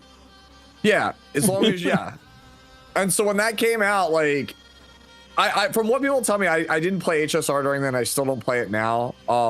It ended up not being a bit of a nothing burger, but it's the threat of like them being able to design abilities that are like passives for your account for having specific units or spending money like that. That's a very troubling thing to co-sign. It's a slippery slope because it's not a character they're selling at that point. It's an account upgrade in the guise of a character. Correct. Yeah, that's exactly it. It is funny though. Somebody was saying in chat, it is funny though to have a unit that only activates from the storage room. Yeah, that's basically what it is. Yeah. Like nobody like builds Castorus from what I've been told. It's just like if you like whoopsie and are in a bind, if you just have Castorus in your inventory, you kind of get a get out of jail free card. Like imagine if you just like had at the start of each character's turn you healed 100 HP as long as this a character was on your account. It's very minor, but it's like it's noticeable, and it's like you don't want that because who knows what the next passive account thing is that they add. Yeah, I mean, the real thing here of why it's a nothing burger is because if you have Castorus, then every character on your team is like 10,000 HP, which is like Epic 7's equivalent of like 100,000 HP, and she scales from HP damage, and you'll never die or have any issues with HP, so it doesn't really matter because she's just a strong-ass character. But yeah, it's the threat of like, okay, today they're making a global revive. Tomorrow they're gonna print a character where every time now you buy a pack, you get 50% more gems, and it's like if you're a spending player, you better make sure you fucking have them. Yeah, and to concur with you on that too, it's something I heard similarly as well. Castorus is a bad unit. She does no DPS. She doesn't have any real usability in the game. She fails as a meta participant, and she's really just solely used in like, I think somebody said like less than 0.1% of the content overall in HSR. It's all joke, by the way. I saw like multiple people in the chat who are like, no, Castorus is used. Who said this? I was going to double down. Just a bit. No, rage baited. I was looking through it. I was like, there's people on YouTube, there's people on Twitch, and they're all saying it. That's how I know. I want you guys to know, as Divine was saying that, he's getting pinged live in one of my servers. No, you can't say that. That's offensive. No, man, people in Twitch is gonna eat you alive. Oh my god. Yeah, like the Castorus passive situation. When I saw that, I was like, it's not the most egregious thing I've seen in a gacha, but it is certainly this like it crosses a line I don't want to deal with. Like, it's not as bad as like cosmetics giving you stats, but like it's in that realm of like, no sir, I don't want it. Yanashiro's owning it. I got rage baited live. It is me. Listen, I'm a chatter first. I'm not even a content creator, so I can't even say second. I'm a chatter first, right? I'm really just replying live on this stream. This is a nice little system here, right? Being that you can tag out your units and then tag them back in the next turn. What? Make an RTA mode with this. No bans. 5 units. You could tag anyone if your units turns out. That would be high. To your last unit. That should be fire. You know it's That fun. would be so. I mean, you can semi-exploit this a little bit, right? You have a Tagahell's Book Mage tagged out. You take your team, you tag in, get the souls, tag it back out. Now you've got some souls for your main team. Okay. I'm gonna put this honestly. Right? Can I get Smilegate? I'm dreaming right now, Smilegate. I want you to acknowledge that, right? I've said it before. I'll say it again. Can we get content in which it is like Hall of Trials, but you can only select one unit? Smilegate gives you the second, you get your third from a friend, and you get your fourth from a guild member. That sounds actually pretty sick. I'm begging, Smilegate. I'm on my hands and knees begging. And then, you know what? Fuck it. Go even further. Make it so that you do a run with them, make that shit roguelike, and then make it so you can play PvP against other people with that team. I only got one thing to say. Thanks, Jello, who is both my friend and guildmate. I'm done. Bro, could you imagine pulling your dumbass friends like 320 speed fucking bullshit, or you got the one guy who's just like, hey man, I happen to have a 26 speed account 8 times, or even better yet, you have the one guy who's like, I have the account that weirdly makes this one unit that needs gear none of you have works.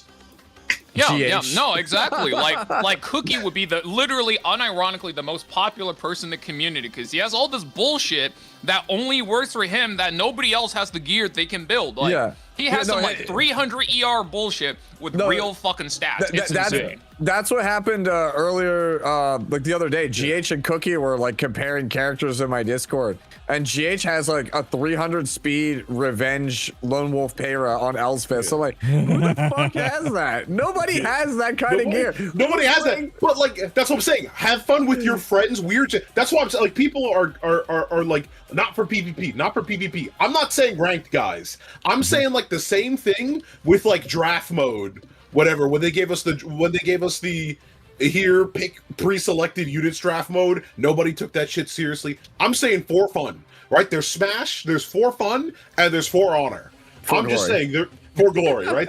We need some more for fun PvP because there's already a problem where like people don't really casually get into PvP. It's such a big hurdle. Getting an account like PvP ready is really easy if you've played PvP before, but for new players who got to follow so many guides, figure out units, figure out gear at the same time, and the meta, it's a big hurdle. If they're able to borrow units from Smilegate, which is already a system they've created when they did draft mode, from their friends, which is already a system you can do in the game, and from their guildmates, then I think it lowers the barrier of entry and makes it so much easier. But once again, I'm a random black guy who can't afford his electricity bill, so don't listen to me, okay? So, you know, maybe cook some on your own. I'm just saying some stuff, okay?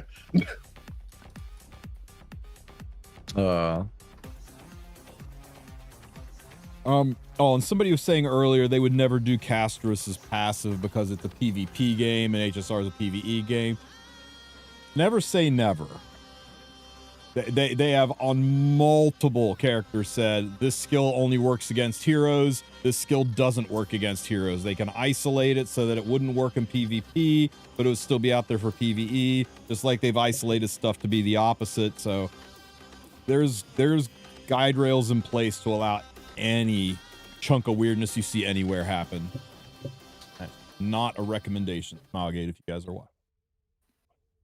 All right, Hall of Trials revamp. So that's kind of a nice thing where they're changing it up to be a little bit less of a pain in the ass. They're extending it to 3 weeks, so it's a little less of a constant pain in the ass, and allowing you to be able to full auto it for higher scores, giving better team diversity, and simplifying it so it's not like reading a light web novel to figure out how to do the damn event. I guess we'll see. I'm not sure how I feel about this. I mean, it's It was reliable, fun, challenging content for the people in the top 100 that enjoyed the puzzle solving. They might be disappointed if it suddenly gets super easy. For the other 99.97% of Epic 7, they're probably going to be thrilled that we're going to be able to just press auto and get this over and done with. We'll see. I want to say something a little bit personal here for everybody in chat, just to illustrate my point here real quick, right? I've borrowed hundreds of dollars from Tristen. I've been to his house. I've met his wife. I've met his kids. I've heard stories about his father. I have seen his lineage. I have his 23andMe records. I know how his taxes are done. I know most of the infrastructure of his company and the gossip going on there. I still don't know how to fucking do hall trials. I still don't know how to fucking do hall trials, okay? I've been around this guy. He could have another kid. I'd know before his wife. I still don't know how to do hall trials, right? I'm just saying, okay? And this is the one thing he does. I'm just saying. It's not something we have figured out. If I was like even a second earlier in sipping this cup of water, bro, oh my God, I would have spit it everywhere. Hey, how did none of us notice Dark Sir and chilling out there in this Hall of Trials rotation? I did. What do you mean? How did none of us catch that? That's crazy. What do you mean? I did last night on stream. I pointed it out. Absolutely nobody saw it. Wild. Okay, but they are changing the devices in Tower of Automation, and that's nice, right? This was kind of stale content. Nah, bro, I like my Sarmia device, even though I never use her anymore in that content. Sarmia. Who? Yeah, I know. Mine are? Buff the redheads. Smoggate, I know you're listening. I know you're out there. Okay, buff the redheads. I love what you're doing over there with the Natalon high characters and making them look so good. But we got some nice redheads hanging out here that just need to be more playable. Buff the redheads. Do it. Do you guys remember when the last time Sirmia was used in PvP was? Yeah, it was when Hall of Trials got revamped. Red in Sirmia? PvP. Yeah, Red Sirmia in PvP. 2021? Wasn't it a counter Sirmia? No, it wasn't. It was a counter Sirmia, wasn't it? No, it was not. Was it was a Obama destruction set one. Oh, no, it was used in 2022 around the Worlds meta. If you guys remember, that was the year where it was Conqueror Lilia's Handguy Aravi. Handguy Aravi in particular was very weak versus Alencia. And Alencia was one of the most popular characters at the time for PvP. Oh. And the Chinese players figured out to play Red Sirmia as a special tech to one-shot the Alencia. That's great. I do remember that, yeah. Dude, I used to love playing like 240, 250 speed Sirmia and then just Soulburn S3 and just dumpster one unit. I like that Advent's coming back. I kind of missed this content. We all thought it had gone away and been replaced by like the web events and stuff like that. Miss it. So I gotta make a guide. I gotta make a guide at 4 a.m. every time it comes out. That's fine, man. It's a good one to make guides for, and it's for people that aren't bored by it. It's interesting new content. Kiss of Frost, kiss your monetization goodbye if you use this as a thumbnail. Kiss your mother. Hey, I never got demonetized on Kiss of Frost. You speak for yourself. I got to use that. It's still up on my channel. Still monetized. No. Here. Check it. I know, bro. I'm telling you. I'm good. He's good.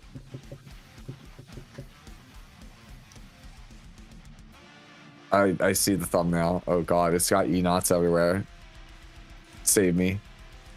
This is the thumbnail that I had to use because YouTube demonetized me for using this thumbnail. Damn. And then I needed to make another one, so I went with this one. I think this one's even better. Yep. Like I said, I never got demonetized for using. I got a letter. I got an email saying that my video had been blocked because of nudity.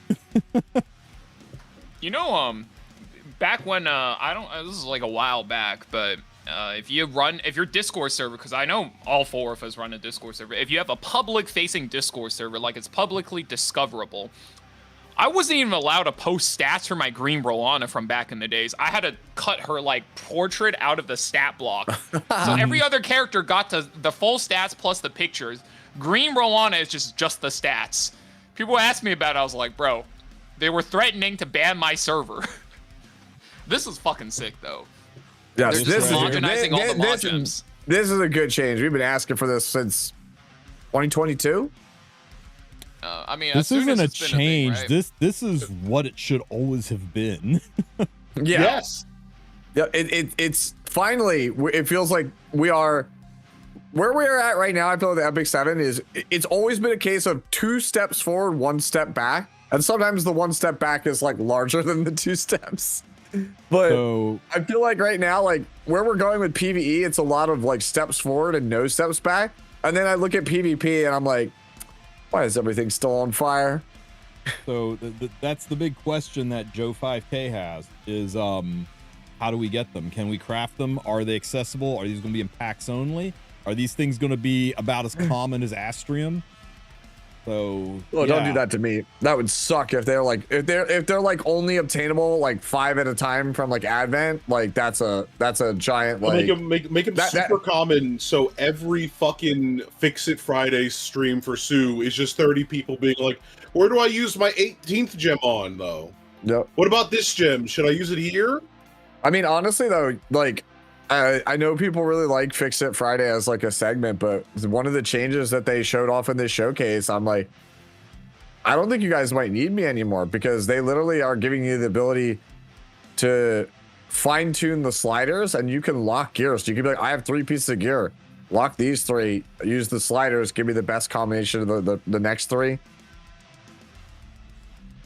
Yeah, Like, just change the name, it- Sue. It's now Flex It Friday. Show me the units that you built with the new slider system. Oh, I mean, we already have Flex It Friday at this point, dude. ATK and Anya have been doing that for a bit, and then you have like a couple legend players who come through. Every once in a while, that'll just, like, Why don't you just take your shirt off, put on an apron, and make Tex-Mex Friday? Or you just, Tex-Mex go Friday, bro. Tex-Mex Friday. You just go Tex-Mex on street. I'm glad it's coming. I hope it just that he nailed it right up there. I just end up getting angry. That's mod Mr. Navi gems is really in a sentence, man. Yeah. Navi knows what's what. Yeah, Mr. Navi is for the people, bro. I've always felt that it was a great MC for this stuff. No stats were lost with those. Correct. It said they always roll maximum. Man, think about how much flat attack Rigby's going to have on that ring now. Oh, no, dude, I just shudder thinking about that. I stood at my father's grave. I promise I wouldn't think about Rigby. For those who don't know, my boy Rigby rolled, was it a quad or a penta roll HP, a flat attack? It was either a quad or a penta HP roll. He rolled it to flat attack to make his attack. I remember when I first started Fix It Friday, I crashed out really hard on somebody and I felt really bad about it because like I think they were newer. They swapped like a 20, I think it was like they swapped like I think it was like a 40 something % HP to like 8 speed. Because they were told speed is the best substat. So they swapped like 40%, like or like 45% HP to like 7 or 8 speed. And I lost it. I was like, no. This I'm not thrilled about. I both am and am not. Trial of the Constellation Season 2, they are ending Trial of the Constellation significantly earlier. If I'm not mistaken, we were told that this was going away in February or at the beginning of March, right? So you had until February to get Perdition done. And now they dropped it on us that you have got 13 days to get your Perdition stuff wrapped up. And hopefully you didn't already just do Nightmare expecting to do Perdition next month because it's going away and it's restarting. If you didn't get your Perdition done, well, now you don't get to. If you already did Nightmare this month, you were like, plan to do Perdition in January. So I feel a little bit bad for the people that were like, I'm going to wait until I got my blessing tree really pimped out so that I can get my Perdition done maybe in January or February.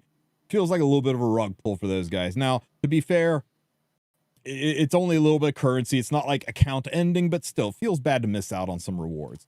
A little disappointed in that, but For The thing that those of annoys you me who about want to those- min-max, make Go sure you do your constellations and get it done before the 18th so that when it resets and season 2 starts, you'll be able to do it again in December. So you do get to double dip in December. So there's a little bit of a salve for your soul for those who might have missed out on Perdition, is at least you can double tap in December doing season 1 and then again season 2. Yeah. I will say the one thing that concerns me, because I don't know about you guys, but I've been using my currency to get charms like basically daily from trials. They said in this announcement, as you can see, the shop will be updated, meaning that they recognize that the gear is not really that good. So on one hand, they're probably making the gear way better in the shop after the update, but also that means that you're probably, if you've been like me and buying charms, you probably don't have enough to get the new gear. Or maybe they're just removing the charms. I don't know. I don't think that'll be the case. But yeah, guys, for real, unless the gear is stupid, you buy the charms and mola from the shop. You never buy the gear from the constellation shop. Every single person that tells me is like, I'm completely out of charms, they usually have some garbage constellation gear sitting in their inventory. And there's always like one guy like, I rolled 27 speed on my constellation gear. I'm happy for you. You are the exception, not the rule.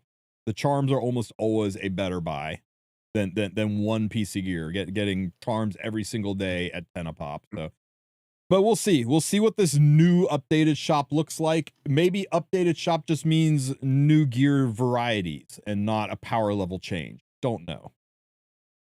Isn't constellation gear 5 base speed? Yes. Have fun rolling 3s into it once. Yeah. And then everything else goes into HP and attack. Yeah. A lot of these, like, a lot of these gears, like you notice it's very obvious with Ancient Inheritance. The shop gear or like gear that comes from events is usually weighted to roll like in a specific like equipment score range. A lot of these like 88 pieces feel like they're largely always going to roll between like 90 and 94. Like that's what the trial gear is. They're called constellation gear because the stars have literally moved themselves in a path to roll you dog shit. Yeah, like if you look at most of your Ancient Inheritance gear, it almost always rolls around 100 equipment score. Yeah, like it's just on average, like it's the way that. Well, I mean, yeah, if you think about it, Ancient Inheritance starts out with max rolls, and then across the board, the constellation gear starts about missing 2 gear score per number per slot per sub from max roll. I mean, if you take the average from 90 to 94, that would be 92, which is literally 8 away from 100. So yeah, law of average comes out again. Yeah, that's perfectly exactly statistically accurate. Yeah, so it's just one of those things where that's why it's just not worth it, because like for people like me and Valky, we're chasing stuff that's like 98, 100, 102, like that range on average. Oh, I'm chasing 110s, bro. On my account set, I have enough 105 and 100s to make 30, 50 characters. I'm only chasing perfect gear at this point for the love of the game. Yep. So, are you guys ready? You feeling good? You ready to talk about this new gear sets? Mm-hmm. Hell yeah, I saw this and I literally was like, come on, bro. I finished my food. My chopsticks! No! Well, No, I saw this last night. I got kind of mad, actually. I was kind of mad about this. I'm willing to give it a chance, right? Diversity and variety that usually adds flavor and spice to a game that's struggling with people complaining about everything's the same as stagnating. But I also play Raid Shadow Legends, where there are roughly 80 gear sets, and it's not fun to have that many sets, especially when like only 10 of them wind up being usable, and it's so much more trash to deal with. yeah. Also, if we're adding more gear sets, can we add more gear slots, Smilegate? Please and thank you. Yeah, this is something Valky and me were talking about recently that he's very familiar with, because we just played the most recent TFT set, which introduced Teamfight Tactics. Essentially, it's a game, and in their newest set, their whole thing was, we're going to introduce a new mechanic that gives people a wide new range of possibilities and choices. And the problem is, when you give players 30 choices, what they do is They go online and ask the internet what the best one is. Because when you reach Tristen. when you reach a number of permutations beyond what a reasonable human working a 9 to 5 doesn't want to deal with, they click on Tristen Wulf's channel, and then Tristen Wulf says, "This is the tier list," right? This is content that is going to breed tier lists, right? And that's cool for content creators, right? But from a design perspective, if you're adding 3 sets, and 2 of them aren't used, then why did you add 3 when you could have just added 1? Phoenix really has it down. Decision fatigue. That's a good way to phrase it. But enough gloom and doom about the sets. Let's see what they are, and if they're going to be impactful, or if they're going to be another round of riposte and reversal that are only good like on 2 units and then nobody else needs them, and we got baited into spending thousands of leafs chasing something that really didn't change much for the game. So we've got... Wait. He says something important here. Yes. So riposte and reversal are getting moved to Rift. So the only way you have to obtain reversal and riposte sets now is going to be to farm the lower gear score, lower quality, significantly slower, requires a custom unit Rift. I really hope that they address that when they come out with the new version of Rift. Because Rift is everything they said they wanted to move away from. Slow, tedious, requires specific units, and gives less quality gear. Gives more volume, but less quality gear. Yeah. This is exactly why I was mad last night. I was like, so let me get this straight. It's been roughly 10 weeks since you introduced 2 new sets, and now we're moving to incredibly outdated and tedious content. Like... What are we doing? To be fair, new Rift season coming, maybe that's addressed. Maybe Rift is not going to be horrible anymore. Maybe there'll be quick battles in Rift. I don't know. We'll have to see. We'll give them a chance to cook, right? But yeah, that's going to be a thing. Hey, maybe that's the revamp to Trial of the Constellations. They're going to load it up with riposte and reversal set. All right. Make it all bad. So the new sets: Warfare, Acceleration, and Pursuit. So we got the Warfare set, which basically is the Dark Corvus set, right? When you have this set, it's going to give you more health, and you're going to start with all of your skill cooldowns reset, which for most units, they already have their skill cooldowns reset. But for a few, like Dark Corvus, Lethe, Laya, Let's talk about Tamarin. Let's talk about our PvP Tamarin real quick. Yeah, I was gonna say there's PvP basically 4. Yeah, it's like 4 characters, and Tamarin's the most interesting one by far. And of course, the new girl Sigurd's, right? So that's the 4. Those are the only 4 units that use this set, right? Currently in the game. Well, I also think there's a whole slew of PvE content for Tristen to make in full auto now that like opener Tamarin is a PvE thing as well. Yeah, fair. Yeah. Also, it's at the start of battle. It's not start of the first battle, which means that Genesis Raz can S3 kill a wave, then reset for the next wave, then S3, then go to the next wave. So on and that's so a good point. Yeah. Yeah, this will let you literally use anybody with a strong AoE S3 to just clear wave content. Yep. Arbiter Vilder S3, S3. I didn't even catch that. Good catch, Sue. Yeah, like Warfare is actually like a good set. Like I'm not like I said, I'm not so much mad at the new sets existing. I'm mad that we basically sacked the 2 previous sets, like literally like 10 weeks. We've had them for 10 weeks. We just moved them to content. Yeah, they're effectively sacked. Nobody's going to go play Rift unless they revamp it, like you said. But it's just I'm not going to play Rift. It's like we got rid of it. I feel like way too early. We did not give those sets like enough characters and time to do anything. And then also, we'll talk more about it when we get to the new girl. But like, I'm kind of just annoyed that it's like, hey, here's we know you have a problem. Here's a character and an artifact and some sets that you have to get in order to answer it. And I'm like, so my content is like force fed. I kind of don't like that feeling. Now to the handful of people out there, like the Rift farmers, the Rift background battle, like, what do you mean Rift's good? I can pick the sets that I want to farm. Yes, there is a sequence of events to these things, right? When you start out brand new, you're probably just farming normal hunts, getting your baseline gear, maybe a little bit of ogre armory, I don't know, and then you start to pull so many units and you don't quite have the gear to gear them. You're like, oh, I need counter for this one and destro for that one. I got to pick up some protection sets if I want to compete. Oh, but I need speed too. And I don't want a whole bunch of these. I don't need more injury sets. Why am I getting a revenge set? I don't need that crap.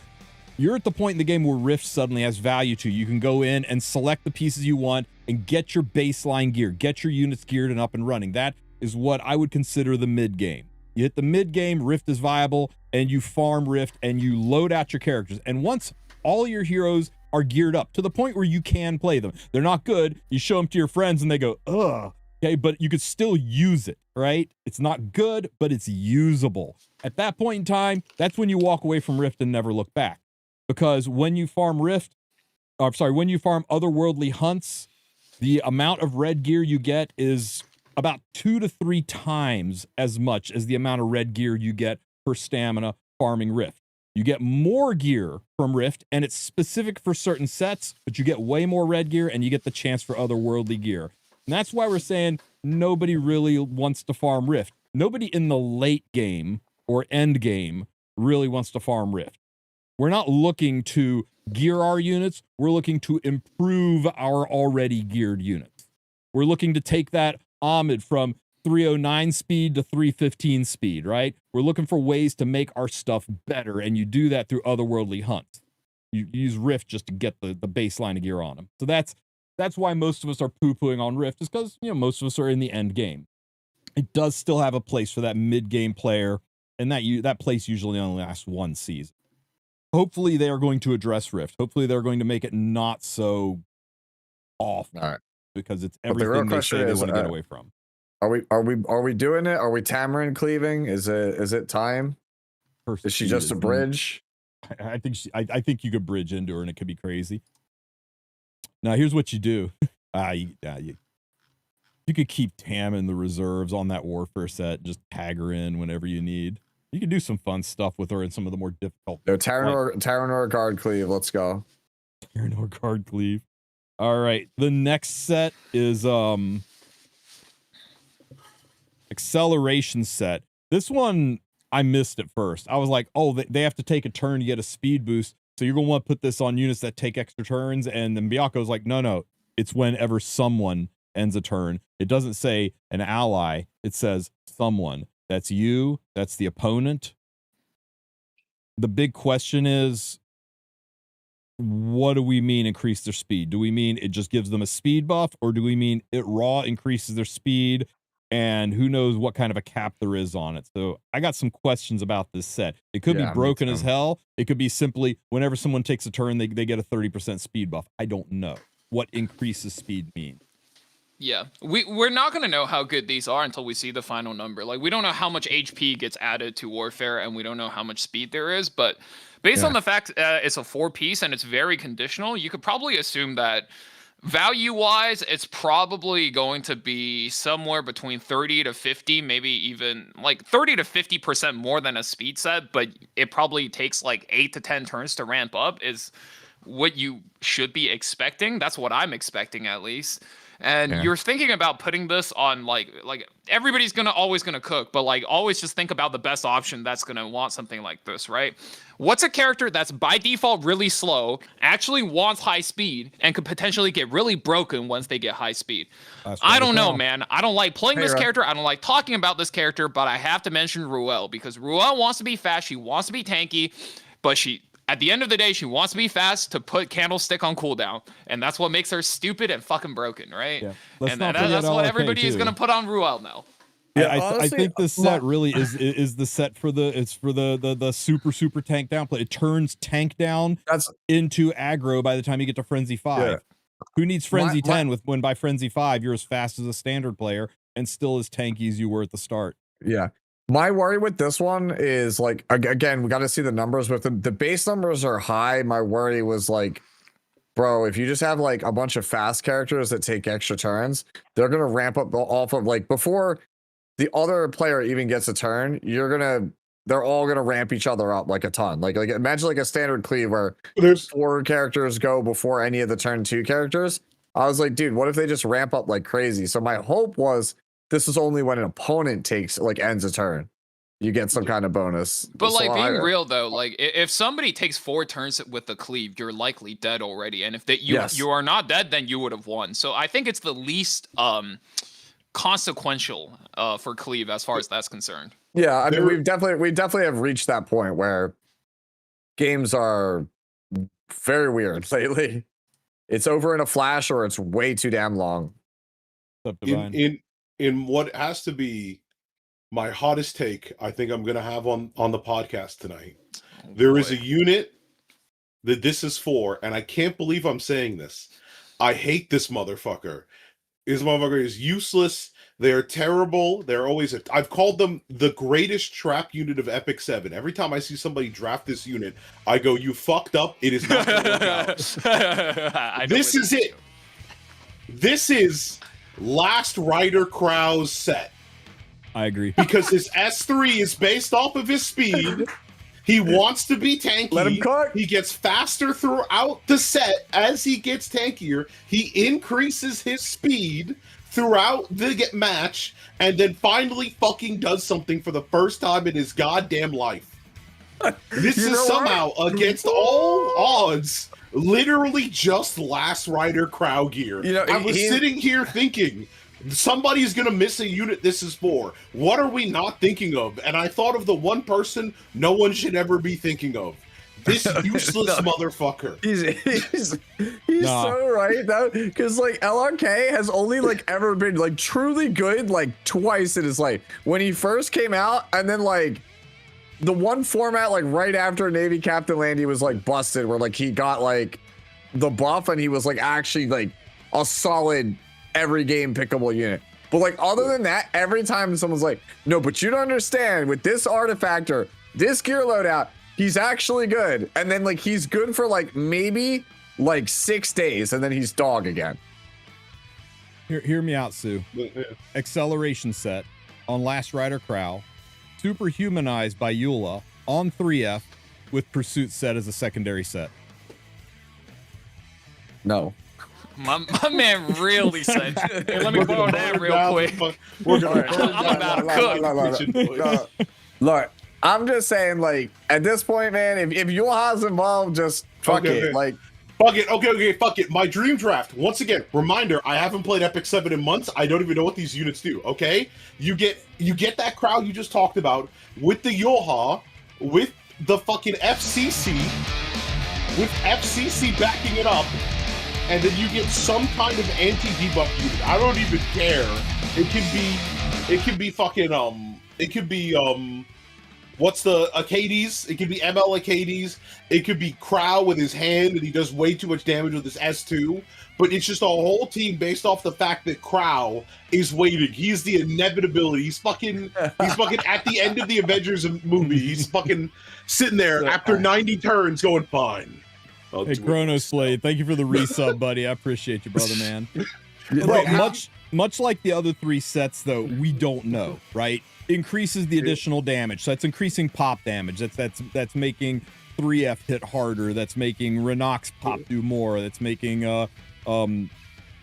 Charon's Twister Fister pop even harder. But it's a 2-piece set. Does it stack the way Torrent does, or does it only work once, like you can't use double immunity set to get 2-turn immunity?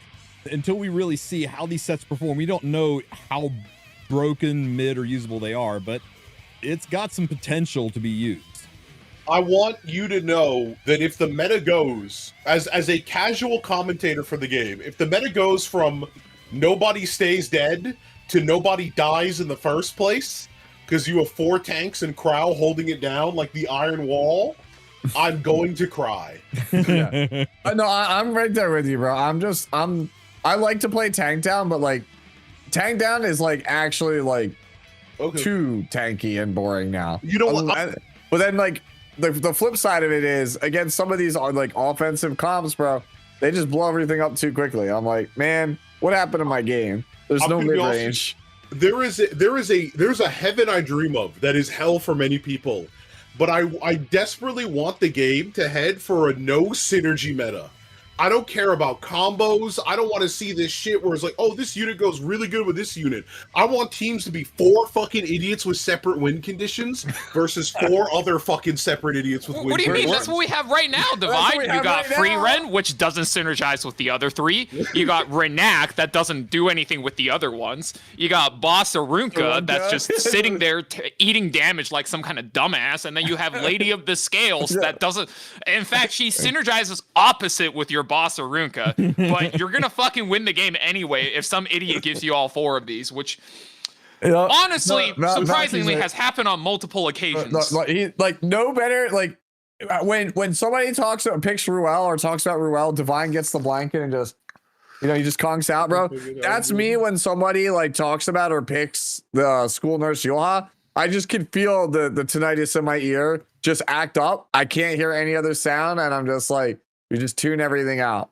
Because, like, that character it's fast, it's tanky, it cleanses, it heals, it revives, it CR pushes, it's a win condition. Oh, by the way, in addition to it being a win condition, it's also just a DPS. Like, why? You can put it on a stealth artifact. You can put it on a tank artifact. You can give it dodge.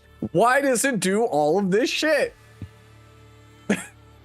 Now, I would be remiss if I didn't remind people that we did this exact same thing when they revealed Riposte Renewal set. We all burned down the kitchen cooking, talking about all the places these artifacts are going to be used, how good they are, and they wound up only being best in slot on like 5 units, like together if you add them both together. They were usable in places, but really there's only like 5 units that even gave a rat's ass about Riposte and Reversal.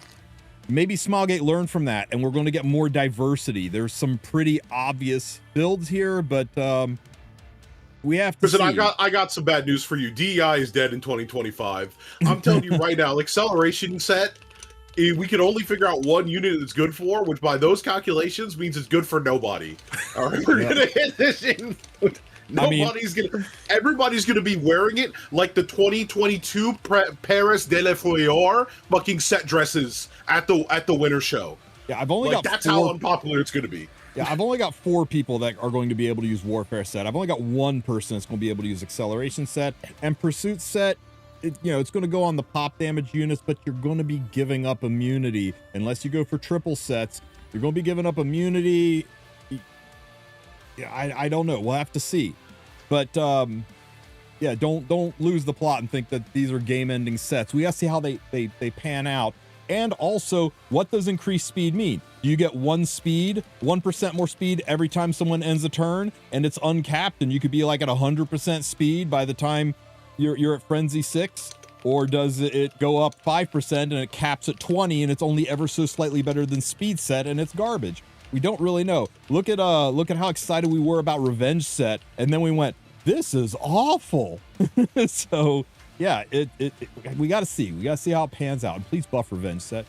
Come on, really. By the way, if we're throwing out terrible idea, you know what? Actually, I want to be real with you. I was about to say a joke idea that was terrible. I'm actually afraid somebody would actually take it. I'm going to shut up and spare the community. You're welcome. I'm not even going to curse you with that.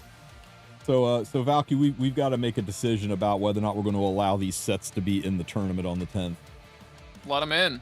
Well, I think we'll Decision just take made. a vote amongst the players. Like at the end of the day, right? Do we Bro, I global don't care. ban anything? Do we let Hecate through? Do we It's so hard still to want to police. global ban Ruel, Setska? It's so hard to police. Is it I really think we that let bad him with in. Hecate in the game? Bro, whatever I think makes we the just let let the players everything in. decide. whatever makes the most enjoyable content, I'm in. If you tell me that we're all playing Little Cup, that's it, dude. I'm in.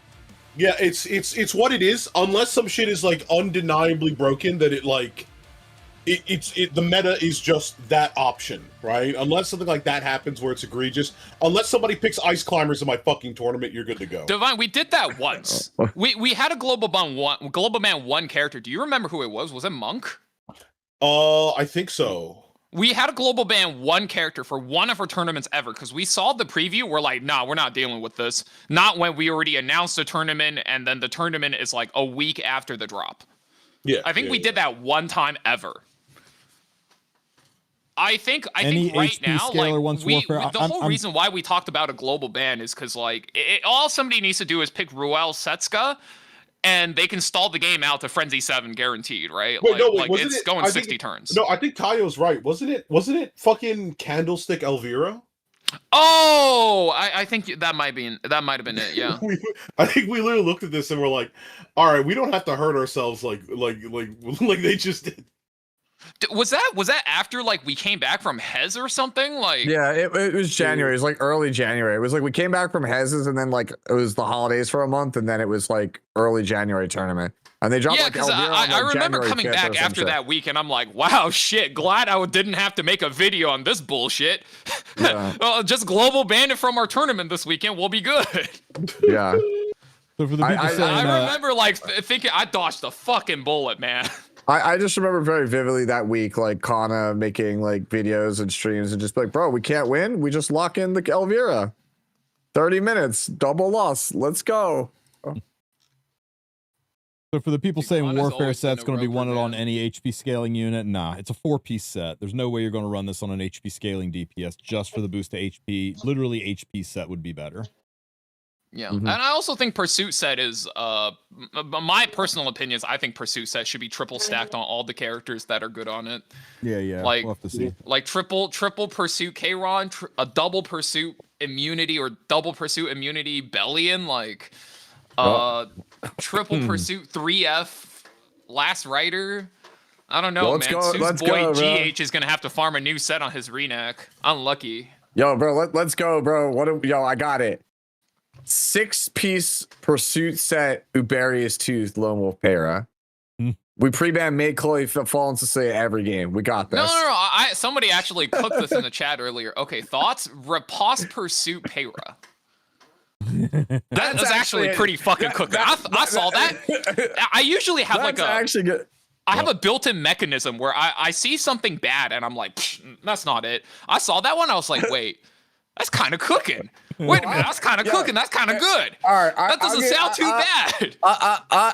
I'll try to make that for the tournament on the 10th, bro. I'll cook that. Let's go. All right? Shit.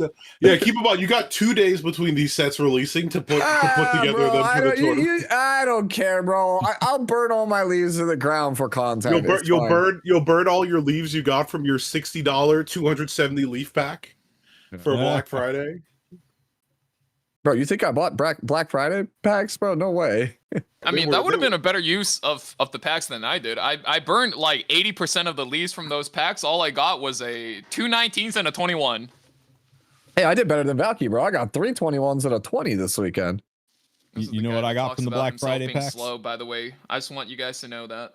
It's true, dude. I just lately I've been on the come up on like speed. It's been feeling pretty good. This is because Anyo is rolling. That's what I got from the Black health gear Friday now, packs. so. Ain't it pretty? Holy moly.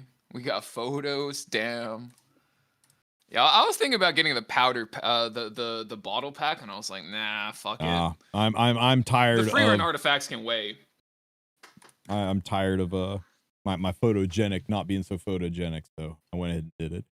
So let's talk about this equipment arrangement system thing they're putting in place. I'm a little nervous about it, but the simple selection has been broken since launch, and it doesn't look like they have any interest in fixing it. So they're coming out with this arrange equipment helper system to help people manage their equipment.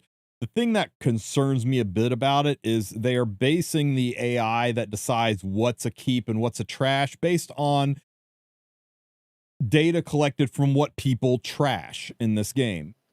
And what makes, tell me if you think I'm off base on this, Valky, but my concern was the majority of gear that is crafted and sold and crafted and trashed is done by the very high-end player. And that's going to predispose the AI to maybe recommend throwing out some things that would be very, very useful to a early to mid game player. Yeah, they're even saying that is actually concerned. If it's trained on AI, that's 100% going to be a problem. Now, some people might say, "Wait a minute," but like, I feel like most players in the game is is going to contribute more to the data compared to some top whales. Like, guys, you don't understand. These guys are farming around the clock. They're farming like $1,000, $2,000 worth of leaves per day and skystones, and it's just like they are going around the clock. So I would not be surprised at all if the gear requirement, if it is in fact AI trained, the gear requirement is going to be off the damn charts. And to be fair, when I say AI trained, I mean it's trained by an algorithm in the game, something they've done. I'm not saying, people get all freaked out when you use the word AI anymore, but effectively it says in here that the feature was created by learning from data on what equipment heirs have sold or extracted. And since Epic 7 has such diverse equipment settings, you might wonder, why is it recommending I throw away this? Well, it's because other people have thrown it away. So, I mean, they even say, double check your equipment. Be damn sure. Because I tell you what, like, I sell 18 speed gears and slower, unless it's on speed set. Yep. Offset 18 speed, I don't even keep it. To somebody who's been playing 6 months, that's anathema. That's crazy talk. 5 pieces of 18 speed gear, you suddenly have a good unit, but I don't need more of it, especially offset. It's just a volume of the other gear I have. I don't need any more 18 speeders. There are people that toss gear that doesn't have a 2 in front of it on the speed. There's people that toss gear that doesn't have a 9 in front of it on the gear score. So yeah, I'm a little bit nervous about this, and they are too, because they said double check your equipment. Always put a second set of eyes on it before you trust it. Make sure the way it's trending, you shouldn't trust it 100% and then go. Make sure it's trending the way you want it to trend, and they are aware of this and they're going to tweak it. But don't just assume mash button and go, I'm good. It said it's crap. It's crap. This system's a little bit scarier than the simple selection system. Also, I mean, this is going to sound kind of insane, but, you could also just manually play the game and get better at crafting. I know, crazy idea. I know. I'm a pariah for saying that, but, like, that's always on the table, guys. Yeah, that's crazy. Wrong. I mean, yeah, you get the longer you do it, the better you kind of understand what you need and what you don't need. You'll throw, so like, I've had people look at me, I'll throw away something that's like 25 or 26 health, and they're like, why would you throw that away? I'm like, bro, do you have any idea how many pieces of health gear I have that are like in the mid 30s? Now, I want to point this out to you guys. If you do it, if you use this system and you sell something that you desperately wanted to keep, click on this boxes, click on this little gear cog tab, go to create a customer support ticket, and there is a section that says restorations. And you say, I accidentally sold this piece of gear. I want it back on my account. Everybody gets one. Sometimes you get more than one, but officially you get one. So it's you say it's in the past 2 weeks. I want that gear restored, and they will restore the piece of gear, and they will send you like, are you sure? Because this is your one-time thing. They will probably do it more than once, just spread it out. But you can get the gear back that you sold. Now, yeah, they give you one item restore per account. It's the Spider-Man thing. Everybody gets one, Peter. You get one. It's gears and units. It's gears and units. If you use the unit to imprint another unit, I'm not sure if they'll do that. If you use the unit to improve another unit, they may say you're boned because you got improvement from it. But if you accidentally just transmitted your Last Rider Crow and didn't use them for imprint, they'll restore your Last Rider Crow. But bottles, slates, Molagora, using any resources, no. If you use resources, they will not give that back. So just be aware, it's for lost units, accidentally transmitted units, accidentally sold pieces of gear.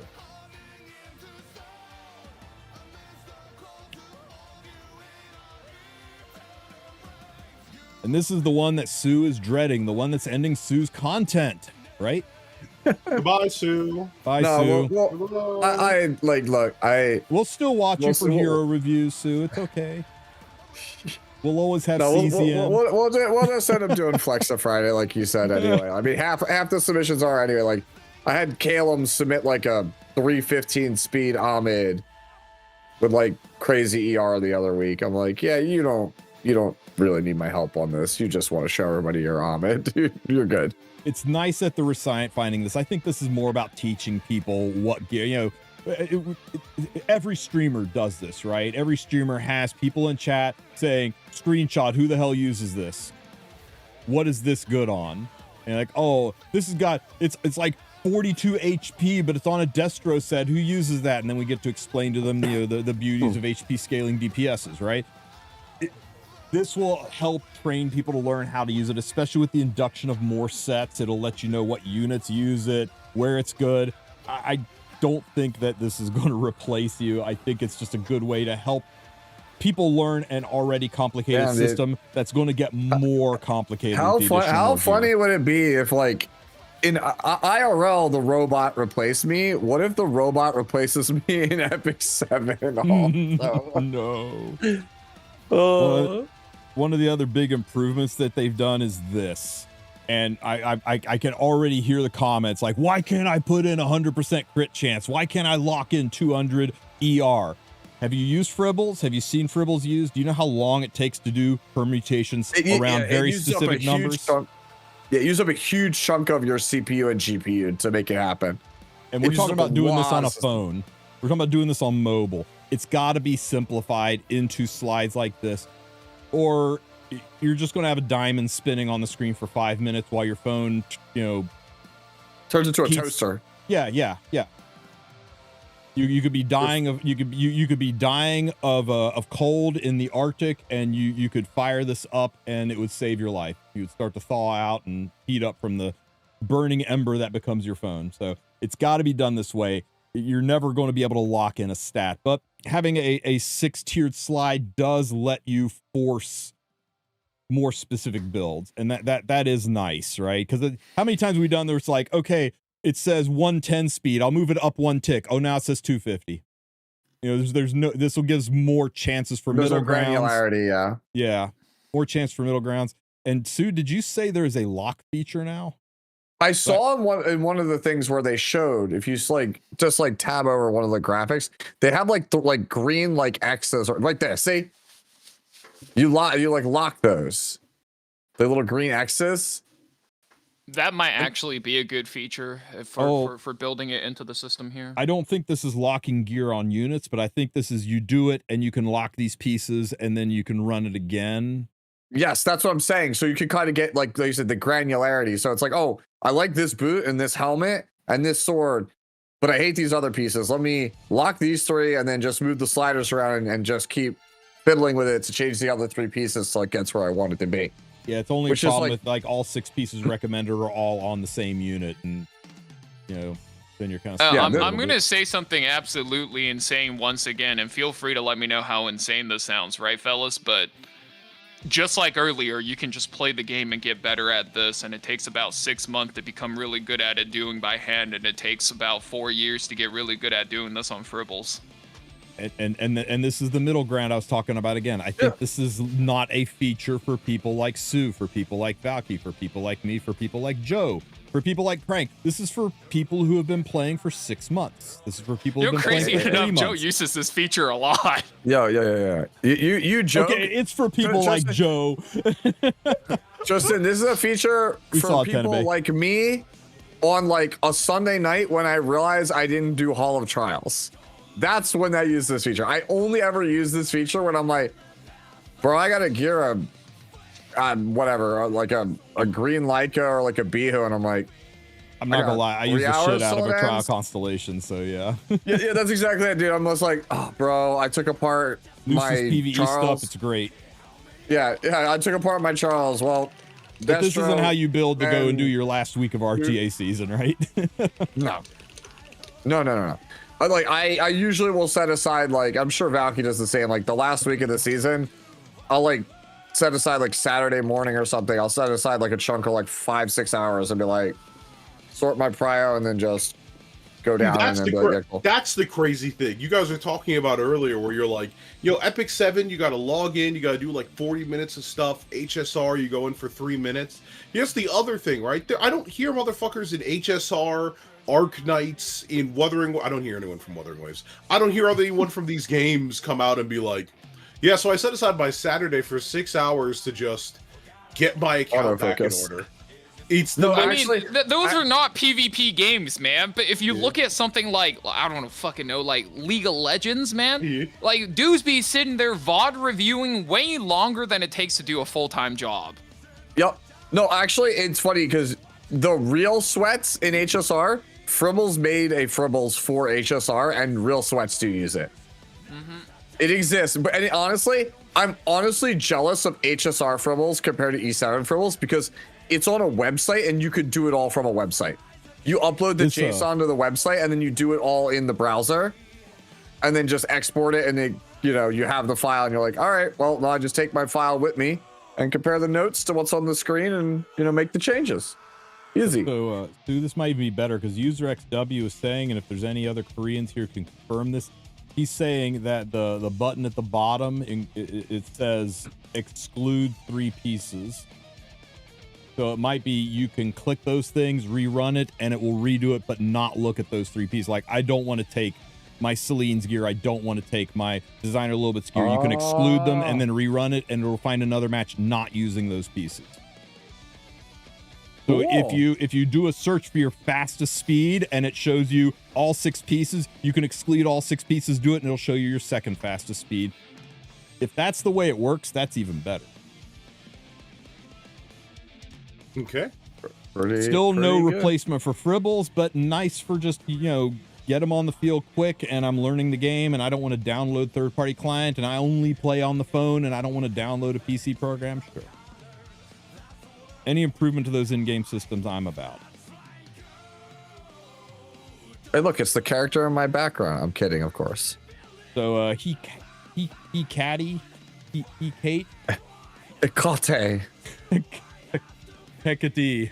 Let's talk about Hecate.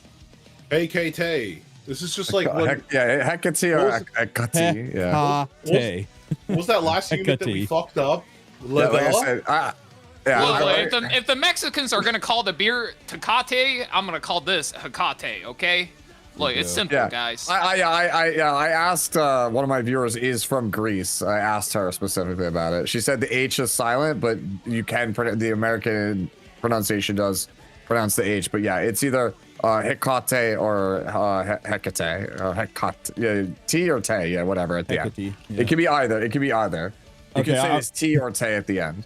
I'm going to tell you guys a little Milam Millam story that I told earlier this morning. I got a phone call from a guy in southern West Virginia, Boone County PSD. And Boone County PSD called me and he said, hey, this is Mac down here, Boone County PSD. I need to order some equipment. And I said, no problem, Mac. And he said, no, it's Mac. And I said, Mac? And he said, no, Mac. I went, Mike? He went, no, Mac, M-A-R-K, Mac. Okay, so anytime somebody tells me a name is pronounced differently, I'm like, depends on where you live. Okay, so I'm not gonna give you shit for pronouncing it a little different. Just don't call her he Katie, okay? It's just, we're not doing that. Hey, Katie, listen. Kate. Listen. We're gonna do a whole cast one day where we say all the names as bad as we can. Oh, dude. I got flamed so hard for mispronouncing Millam that I made sure I said her name different every single time I said it in a Hall of Trials video. I must have said Millam 24 different mileage. ways. Just say mileage and some. Oh, yeah, Milium, yeah. I was all over the map. Malim, Millam, Mylium, yeah. It was great for the algorithm. My comment section went berserk. Bro, I'm gonna start calling her Let He. Let He. No. You just gotta drum it up. You gotta be like, Leather coming out with the hot S3 going into the target. Looks like Strays is catching those Strays right there as it comes back. Ooh, what is this? Oh, hey, the Ka is getting a little bit of damage put on her. Activates the S2 in response, going over to the last Rye, Cruel Angel coming in. I don't know. Yeah, we're just gonna call him Rick Ryder from now on, bro. Rick Ryder Ross. So a little bit of a different look on Hecate here from the Sigurd Scythe artifact. How you guys feeling about this? Going from the Goth horse rider to a little bit more of a leather-clad dommy mommy. You like it, you hate it, you ambivalent. How you feel? Oh, I fucking hate it, bro. I feel like there's so many units that are in this discount fetish fucking fake leather ass shit. I just like I'm not gonna say you can't. I've never been against a hot women trend, guys. If you want hot women in your games, just because I want hot dudes, just because I only talk about male units and I'm a straight guy. By the way, just reminding. Every just time because I talk it's about getting that, harder for you to beat the allegations, man. every time. It doesn't mean I can't appreciate hot women, but like it was like the one girl in some badass armor, and now she looks like Vivian. This looks like the exact same shit Vivian wears. I can't differentiate between the 30 units that dress the same fucking way at this point. Bro, I just look at her and all I see is thighs.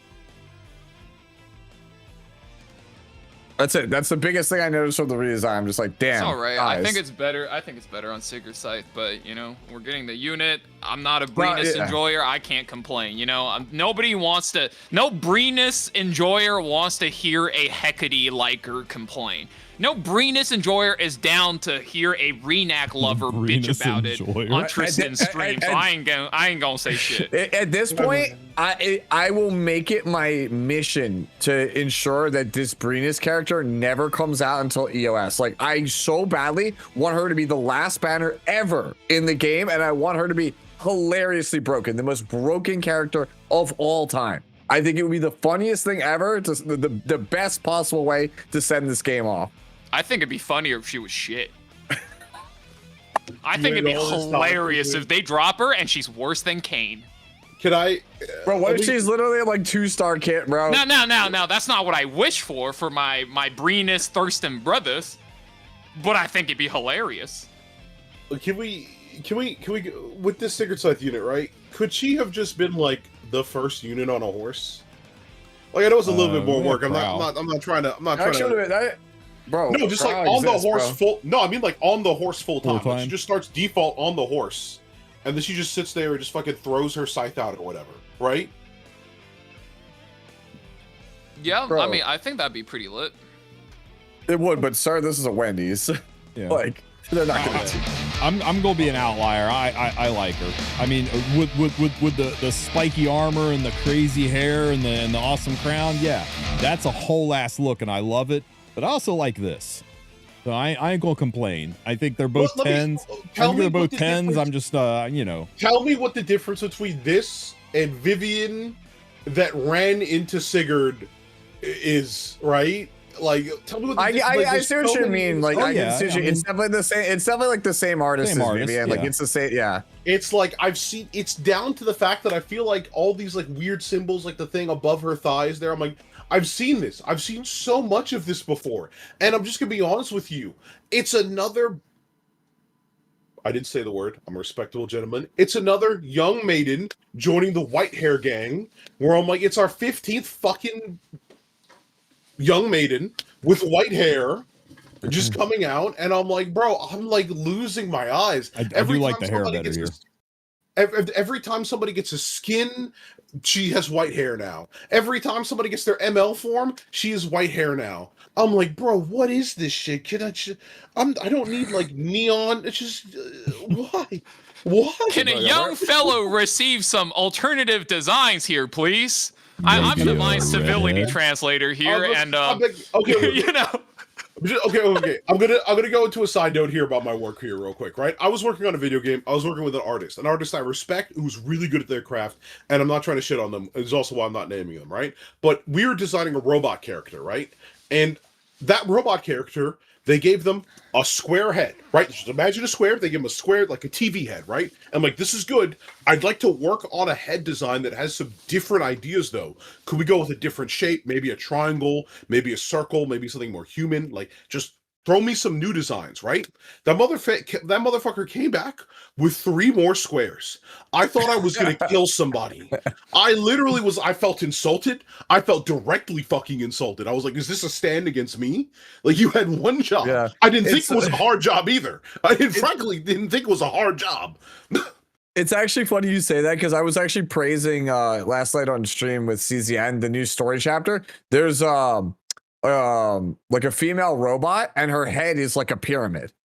it's like a really interesting design. She has like leather gloves, like a jacket, like, you know, essentially like pinstripe pants and like a robotic triangle head. I was like, wait, this is actually like lit design. This is so different than everything else I've seen. I'll see if I can get a picture of it. I'll send it to you. Yeah. It's like I've been playing Hades 2 recently, and I'm not gonna say this game's never gonna have that level of art design. But like I look at all the gods in Hades, I'm like, these are very distinct, different people. And every time I look at a new unit in Epic 7, I'm like, this is gonna hurt when I can't tell this from this, or that from that. Unfortunately, this is what I was saying, because like I know like Karl has tried to get me to play like Lost Sword, and I was I call it the Jello girl game, because when every girl looks like Luna, there's no variety. It gets old. I like these cameras for a second because I got gotta find something. I don't want to dox DMs. So give me just a second. You guys can keep talking. I'm just hiding the cameras. No, it was the same thing. Falk tried to get me into League of Legends, and I'm like, he's trying to tell me like do this or do that, and he's pointing at two white women in anime girl skins and saying you can't tell the difference. No, For I chat, can't. No. The reference here it's between Ari and Nico, which is a fox girl and a lizard girl. Bro, And Devine's like, these are two of the same white bitches, man. What are we talking about? I'm like, brother, one of them has fox ears and the other one has lizard scales. Yeah, but they look the fucking same, man.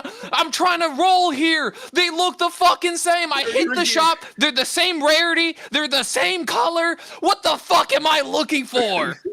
like that crash out was hilarious. That shit was peak, man. Bro, I want you to know, this motherfucker trying to tell me this. I play games where the character is on screen, not where you need to go to the fucking New York Observatory and borrow the Haliden fucking telescope in order to see what's on the screen. Well, there's okay, to also be fair to the artists, okay? I can't say the same for Epic 7, okay? But when I was teaching you League of Legends, and there was two characters, Nasus and Azir. One of them is a dog, and one of them is a bird. One is Anubis, and the other is Horus. I would expect my one Egyptian friend to be able to nail that, man. Come on, what are we talking about? It's amazing how much the details blend together. I love how it's amazing how much the details blend together when you're like, can't you see this? I'm like, motherfucker, where is the slide? I need to put it under this microscope so I can more closely examine these details that you're talking about. Divine, I got you, bro. Just learn my boy Rumble, because he looks like no other character in the game. He's his day off. I love Rumble because he looks lazy. He looks like he hates being here.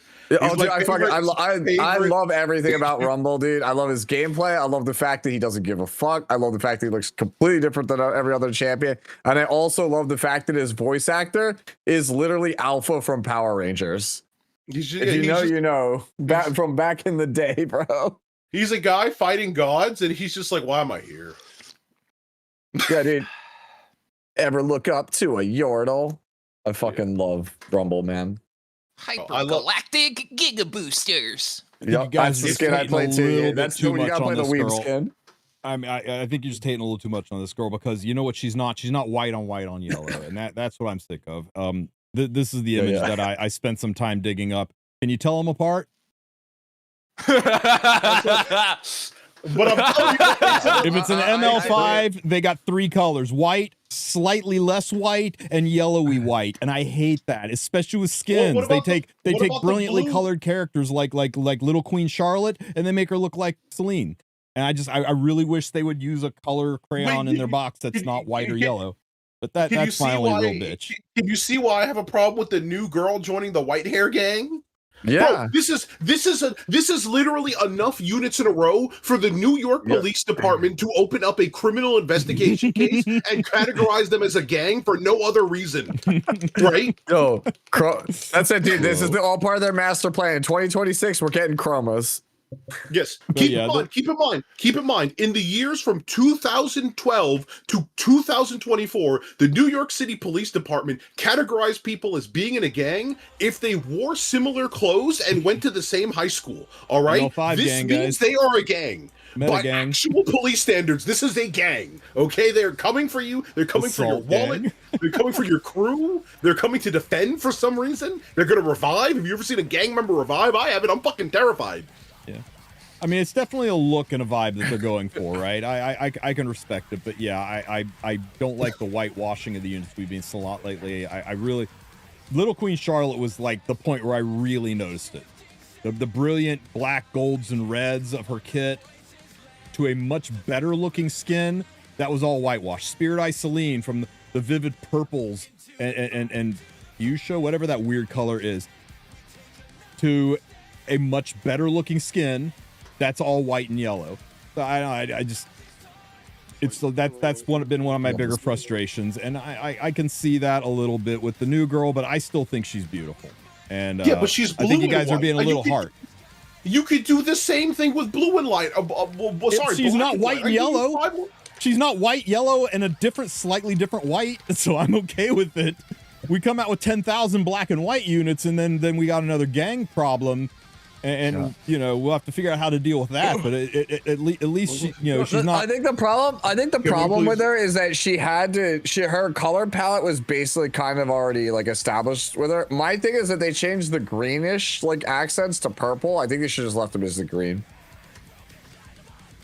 I think she's pretty. I also feel like for the scythe and whatever, they kind of trimmed out a lot of details with the crown, with the scythe. With the horse, there's like that kind of like cage aesthetic with like the fucking midriff. I feel like they trimmed out a lot of the cool part that gave her like a really unique look. I'm gonna be 100% honest with you. If I took anyone who didn't play Epic 7, who wasn't cursed, who had seen an eye doctor in the last year, right? Going back and forth, it's pretty obvious that the old design is better. Yeah. So like I was saying, if I took somebody, right, and I was going through them with this stuff, if I showed them all the scythe units in Epic 7, I don't know how the fuck they're going to be able to tell them apart. Like, I don't think they're going to be able to, like, tell me what these characters are differently from the next one to the next, right? There's no this skin, Smilegate. You say we never buy skins. We'll buy this one. Yeah, there is one scythe user, I think, in Epic 7 that actually is pretty sick. I actually think Operator Cigarette is pretty good. Yeah. No, Operator Cigarette is actually clean design, in my opinion. Mm-hmm. I'll have it. What about Case uses a scythe? I got distracted. What about this design? Looks so much more muted compared to Sigur's scythe. That's the problem. It's muted. I mean, all the women. You know, male characters don't exist in Epic 7. It's literally only me who talks about them half the time. I brought up LRK just to give us some room earlier, all right? just for a change of scenery. Yeah, I feel. I don't know, man. There's a pretty sick male character on this patch. I'm just afraid that he's gonna suck. Like I want him to be awesome. When was the last time we got a non-human character? You know, like where's fucking like Cho'Gath for Epic 7 or Cogmao for Epic 7? Hell, you mean non-humanoid? When was the last time we got Hugo? You know, in Epic 7. We did. We have a race of animal people too. We have Suins, and we never do anything. What was like name? the last one with a J. Bihu, right? That's the closest thing we fucking got.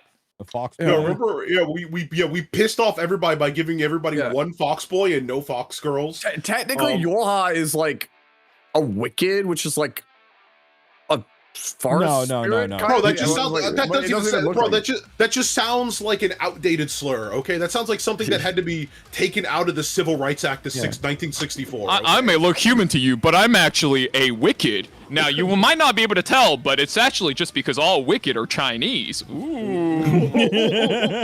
Yeah, well, but the thing is, like, Bihu and my people are coming for you now. Yeah, sorry, put it out in chat, but Bihu and Yorha are supposed to be the same race, and I'm like, what? Okay, can we give Yorha some animal ears and a tail? I'd be down for that. Fuck. Give the nurse the ears and the tail too while we're at it, man. Like, give me some. I've been drinking the same fucking water-flavored water for the last 7 years, man. It tastes good, sure. Wasn't there some point where Peyra's like talking to her people, and like all the males are complete furries, and then Peyra's over here like, yeah, I'm just a hot chick with big tits. Yeah. He's like, what the fuck? But no. I'm seriously on this where I'm just like, listen. Just give me something that looks a little bit different, that goes into a little bit of a different design space. Hell, the biggest giga that we got. Big strong last- man. Big strong One man. big guy. And I One ain't big gonna guy. lie, It's like- Divine yeah, needs a that- translator, and I'm here to. Is it like Chaos Axe? Is like Chaos Axe like the I- last time we got like a big guy other than Kane? It's like Yeah. Chaos Axe and Kane? Yeah. Chaos Yeah. Axe and then Kane. Yep. Yeah, that's Yeah. kind of no. It's funny because there is like before CZN came out, when like some of the original designs were shown off, there was a really sick character, and he's not in the game. And I'm like, please, for the love of God, please tell me you didn't scrap this character. I don't know if you've seen him. He's the big ass dude. He looks like he's wearing like a purple hoodie with a big ass machine gun. It is a goldfish bowl for a head. It is the sickest design. It's just a big ass dude with a goldfish bowl for a head. And I'm like, that guy is peak. We need that guy in this game. Okay, I need some predictions. People put it in chat, and I want to hear from the three of you. Okay. Is Wulf an acolyte or a guardian? One for acolyte, two for guardian. Let's go. I think it's an acolyte. I want a fifth guardian. I want a fifth guardian. I super believe female Tristen Wulf is evil. It makes DN evil. Can it be You both? know, I mean, evil's a matter of perspective, right? I mean, what's evil to one person isn't necessarily evil to another person, right? Can it, okay, you know what? Yeah, I wanted to what's say, male to one person might be female to another. You know, it's 2025. We gotta have an open mind, fellas. You know, honestly, Exactly. I think we're conflating a lot of subject matters here. But at the end of the day, it's just Tristen Wulf. You know what I mean? Yeah. This reminds me of Valky. I was talking to him about the character Mai Natsume from BlazBlue. He's like, hey, bro, it's 2024. You need to chill out. And I was like, but the manga said. He's like, no. Come on, Manga, guys. Does that You know look evil people to hate- you, man? I'm just saying, bro. I was about to sit here for a second. I'm like, you know what? DN has the thing where you know it's a guardian puppeting or remaking a body based off of their hair. I'm like, maybe it could be an acolyte that has taken over, or fused with an actual guardian. I was like, the fire's never gonna be that, right? I mean, the writing's never gonna be that fire, bro. I'm overthinking it. It's the most base ass thing. I think it's an acolyte because it looks bad. I don't think the thought has gone further than that. But like the design just screams it's evil. What do you mean? Nah. You know the saying, everybody's got a wolf inside of them, so maybe Everybody's got cigarette two to wolves hydrate. inside of them. Yes. She got that dog in her. We're gonna eat the rich, eat the rich, eat the rich. Yeah, What? I think, yeah, Look, exactly like Divine look, said. look, That'd be look, fucking look, look. fire, but if it sounds too good to be true for It's true. Smilegate, it's probably too good to be true for Smilegate.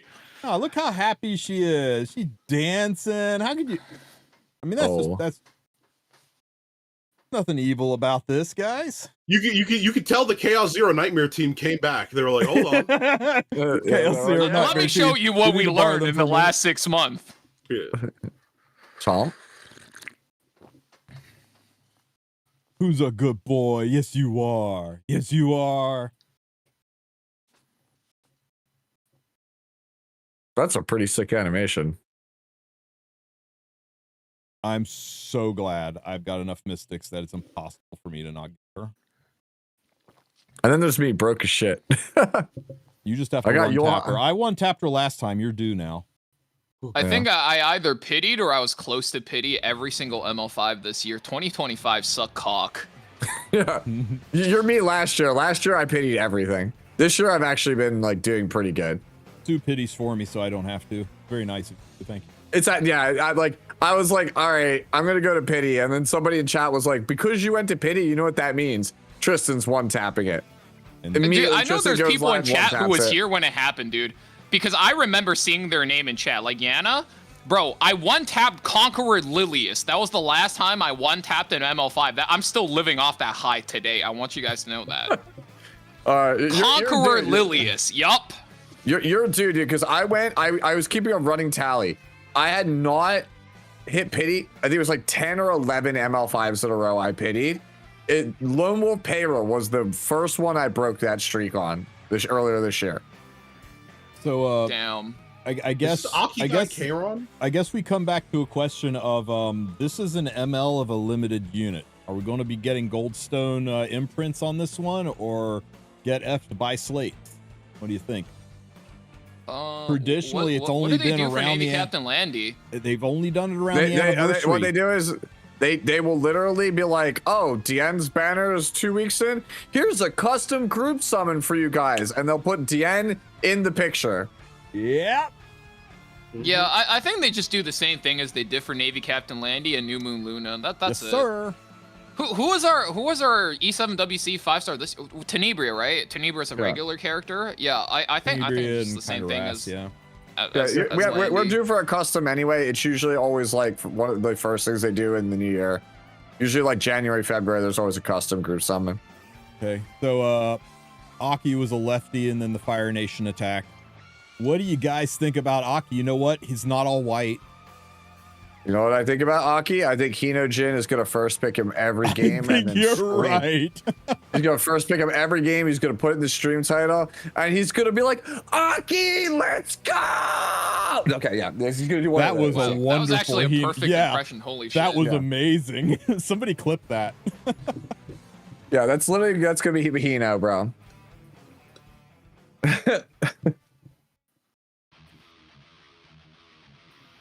He's okay. He's okay. I actually think he's pretty cool looking.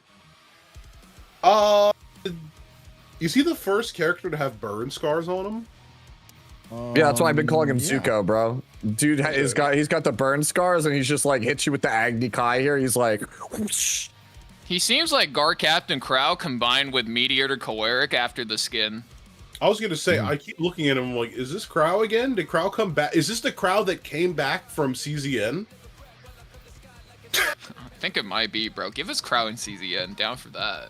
No, not the Crow that came, the Kayron. Is we send Kayron to CZN, and then we get a unit in E7 that's the Kayron that comes back from CZN. Did they say he's a Malachus Flame Bearer? Because it would be very weird for an heir of a spirit, or not heir, what do they call him? Basically a priest of a spirit lord would be wanting to kill another spirit lord.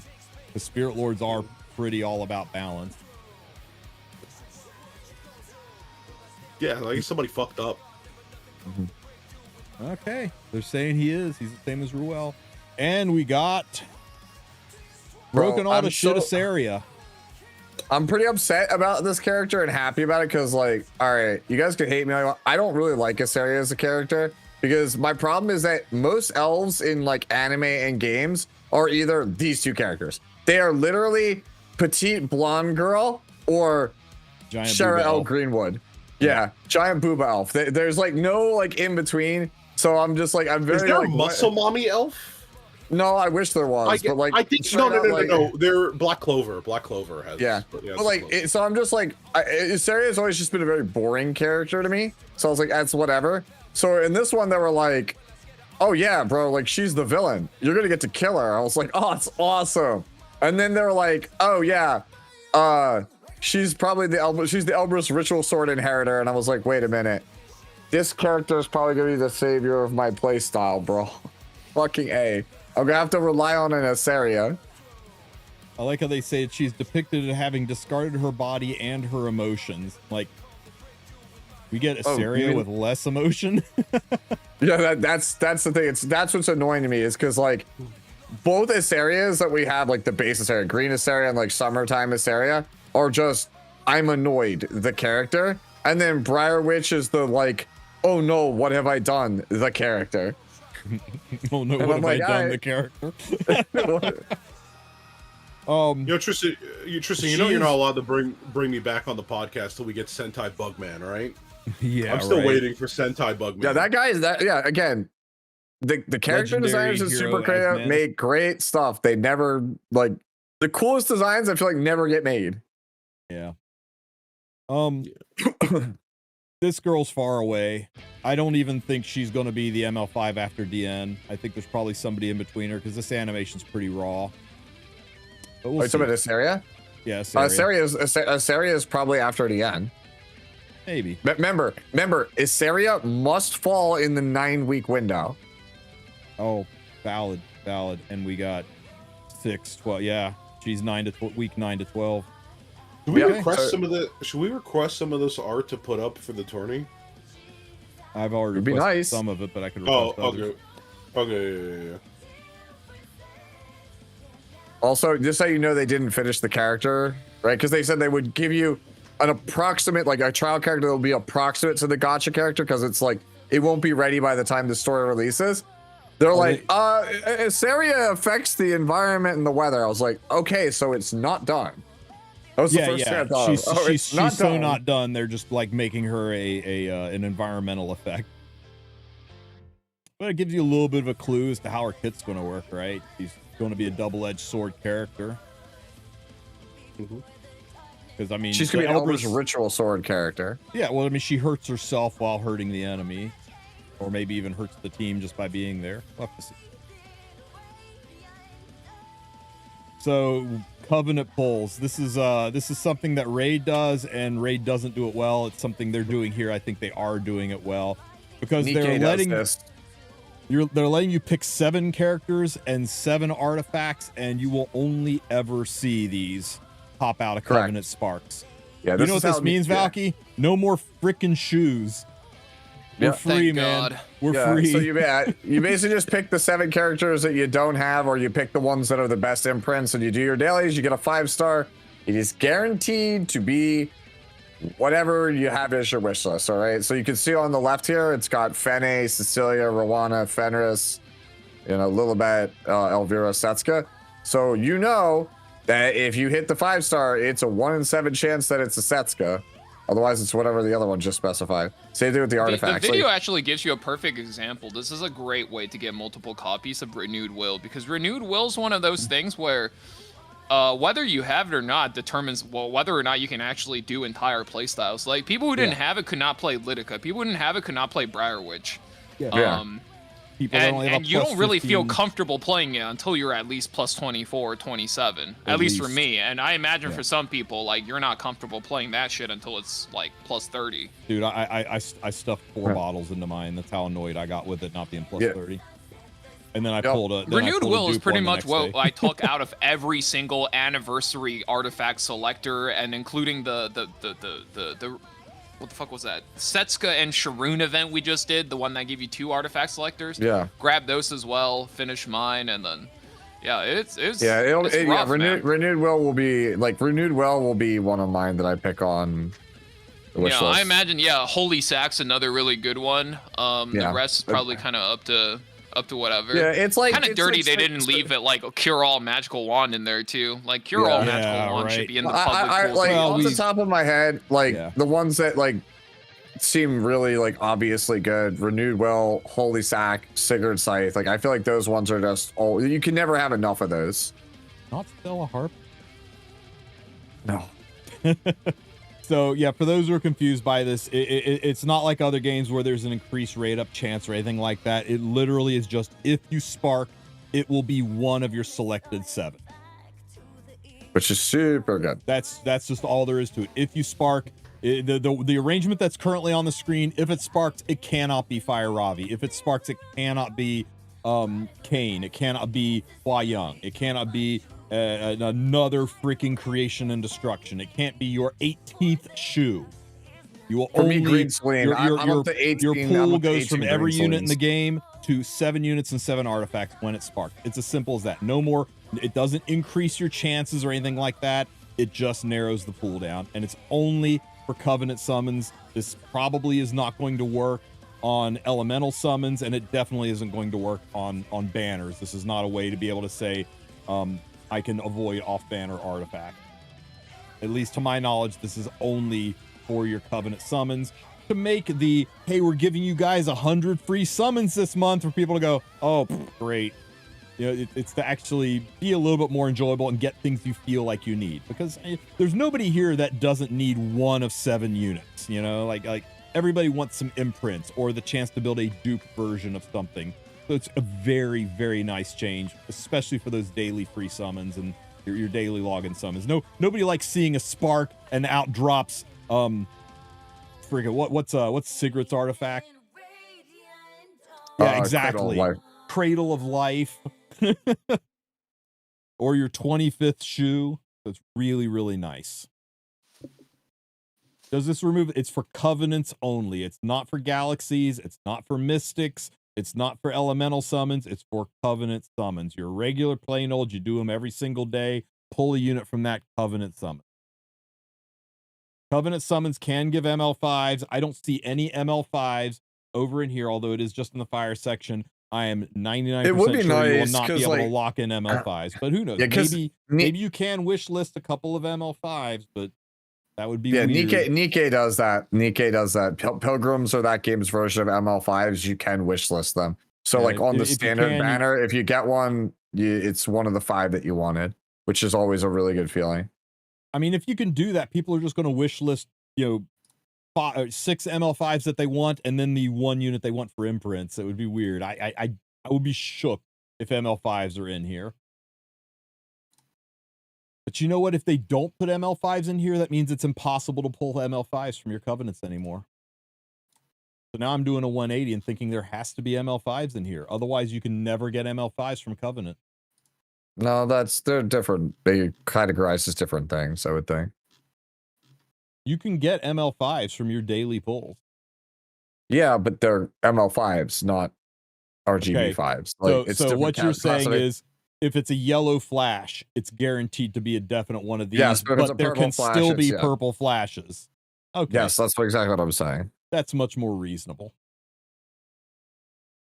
They honestly, at this point, they should buff galaxy rates. Like yeah, and they got different rates too, right? They it's not a 5-star and it's a chance to be purple. It's like purple has this percent and gold has this percent.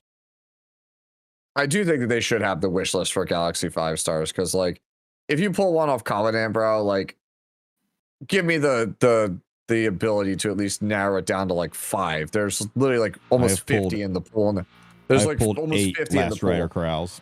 I'm and kind of people good. like right now, like now more than ever, like we got people that came in this year with all these new events and everything.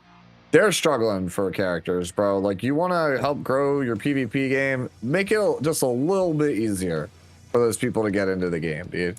This isn't in the game yet. Send in your feedback, right? I'm not trying to brigade Smilegate by any stretch here, but if you feel strongly about it, send in your feedback. Say, hey, you see that last little spot there that's got a little star on it right here? Maybe let's put 1 ML5 there. Oh, they're not just one. They're probably restricted to like 5 or 7. Or whatever. So just that way, like, give us a way to like lock in some ML5s. That might be nice, but I don't know. That might be asking a bit too much. That might make people say, screw like buying packs that have galaxies in it. I'm just going to buy Cubs and focus on the 5 ML5s that I want instead of galaxies focusing on everything. I don't know. To be fair, I think galaxies always kind of like sucked, TBH, but they always if have ever it. cut Yeah, they into the sucked profit since day for one. Mystic packs, that's not something they would ever do, because Mystic packs is one of the most mandatory packs for sweaty players to buy, and it's also monetarily one of the shittiest value packs in the entire game. Yeah, and anything that would let you lock in an ML5 here would shit all over Mystic pack sales for the in-between rerun banners. Well, yeah, like the way Nikkei does it, right, with like Pilgrims, right, is like it's how E7 does it. Like, so we just had Nayuta, right? So you can't put Nayuta on the wish list. She's too new. So it's like it's just only the older stuff. So that's what I'm saying. I was like, I don't think that hurts them that much to be like the unit's like at least 9 months old. You can add it to your Covenant wish list. Hey, what's the new currency? What's the new currency do? They're adding a new currency called Chronicle bookmarks that can only be used in Covenant. But do they ever talk about it? What's it do? Again, I mean, it's the same thing as like if you play CZN or Genshin or Star Rail. It's just you got your premium bookmarks now, and then you got your shitty bookmarks. They're gonna give out a lot more for free for events and shit. And you can only pull the non-new, non-limited, non-premium units. Yep, exactly. Nikkei, same thing. Oh, there's an event. You get 10, you get a multi's worth of normal summons, but you get 2 multis that can only be used on like what's the equivalent of the Covenant banner. So you can't use it to get any of the rate up stuff. So it's like, oh, that's cool, I guess. So it helps me get my wish list stuff. That's it. It's just it's a currency to help me get more wish. See a footnote on this too? Upgrade to the premium Epic Master see you up to 224 summons. Oh no. Or Still not gonna buy it. Epic Pass 7. I mean, they're just going to keep looking for more and more ways to stuff value into that epic pass. Well, It's going to be a moneymaker. not The good. balance isn't there. Yeah, it's not good, and they're going to start hitting it in as least destructive ways as possible, which I appreciate. But We'll eventually reach a point where the epic pass will have like a random ML5 in it.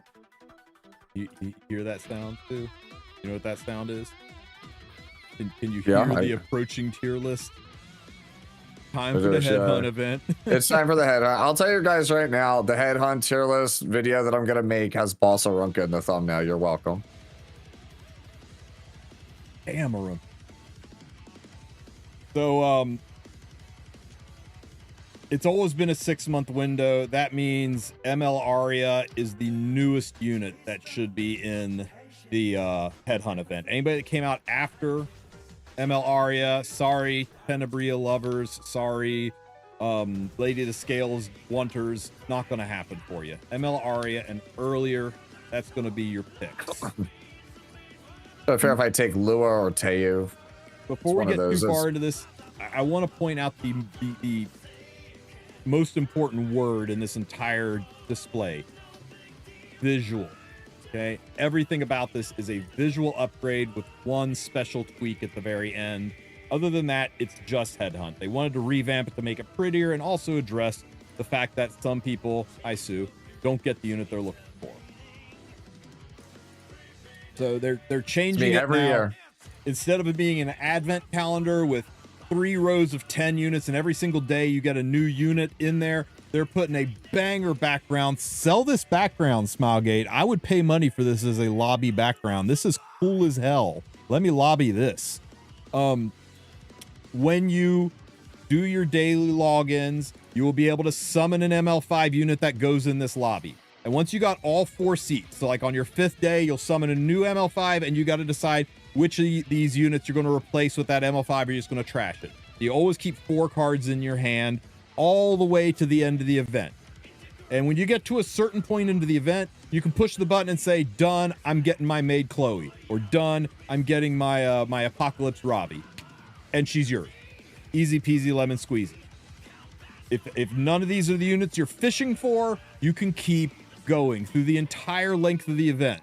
Which, as you can see up here, January 2022 to January 2026. Obviously, it's a 4-year-long event. I'm kidding. Usually, these are 45 to 60 days long. It takes a while. But let's say you go all the way through it and you don't get the hero that you want at the very end of the event. If you suffer through the entire thing and don't get the unit you want at the end, there's a special selector. You can just go and pick the unit you wanted. They give you a mulligan. They say, hey, I went the entire 45 or 60 days and I did not get my Aria. On day 60, you can go and buy your Aria and cash out. So they're giving you a way to guarantee get the unit you want, even if you have the world's shittiest luck. It just means you gotta wait till the end. You don't get her earlier. Whereas picking her from here, you could probably pick her up on the 20th day of the event is typically how it goes. And they also have a bang and shop to spend your additional currencies once you lock in the unit you want. They got this nice shop, it's got stuff in it. It's not shown on here, but last time there was slates and bottles, those stupid reforged mana reset stones. It's usually good stuff. So it's just a straight up improvement. Sorry they made you guys panic by delaying it for a month and a half, but hey, it made it. It's here. I told you they would not do this. It's the most successful. Get people to log in during the holiday season when people forget to log in events Smilegate's ever run. The community loves it, and it's good for them. So, not shocked you. And people will cry about everything. How long does it take to finish the headhunt? If it's like last time, it's 20 days. On the 20th day, you get the option to buy. As long as you've gotten the unit you want by day 20, you could probably cash out at that point, and then the rest of the headhunt you're getting currency to spend in the special side shop. 2 times it was 60 days long, and 1 time it was 45 days long. So it's somewhere between 45 and 60 this time. We'll know more when it's released. since it's starting late, I kind of am anticipating a shorter run on it, but who knows?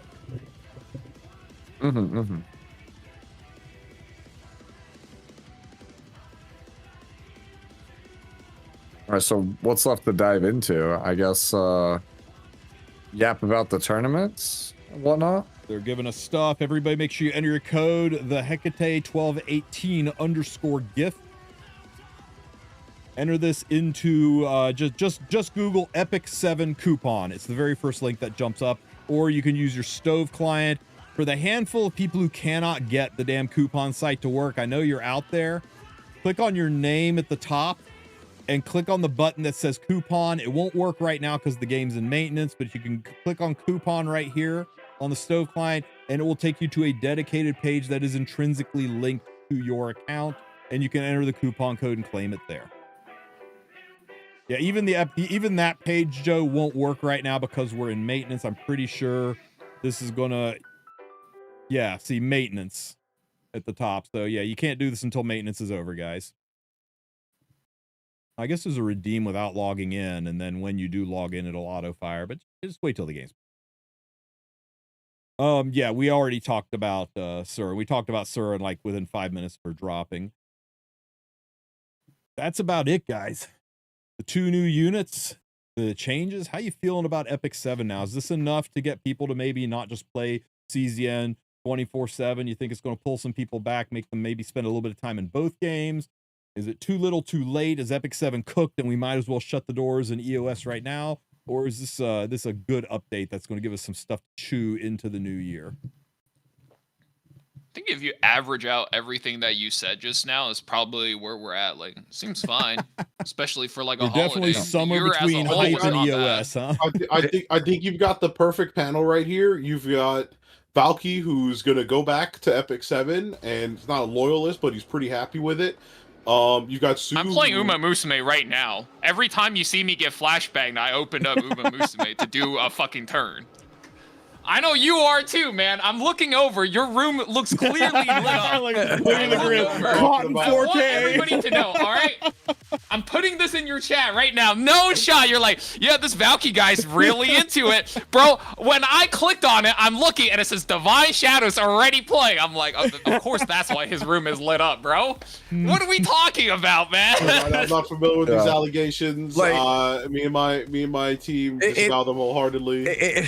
It's better than the Young Senya event. I'm happy for the new story content. I thought E7 Origin was really good at the beginning of the year. We're gonna get that again, you know, but it's with this new Epic 5 story basically.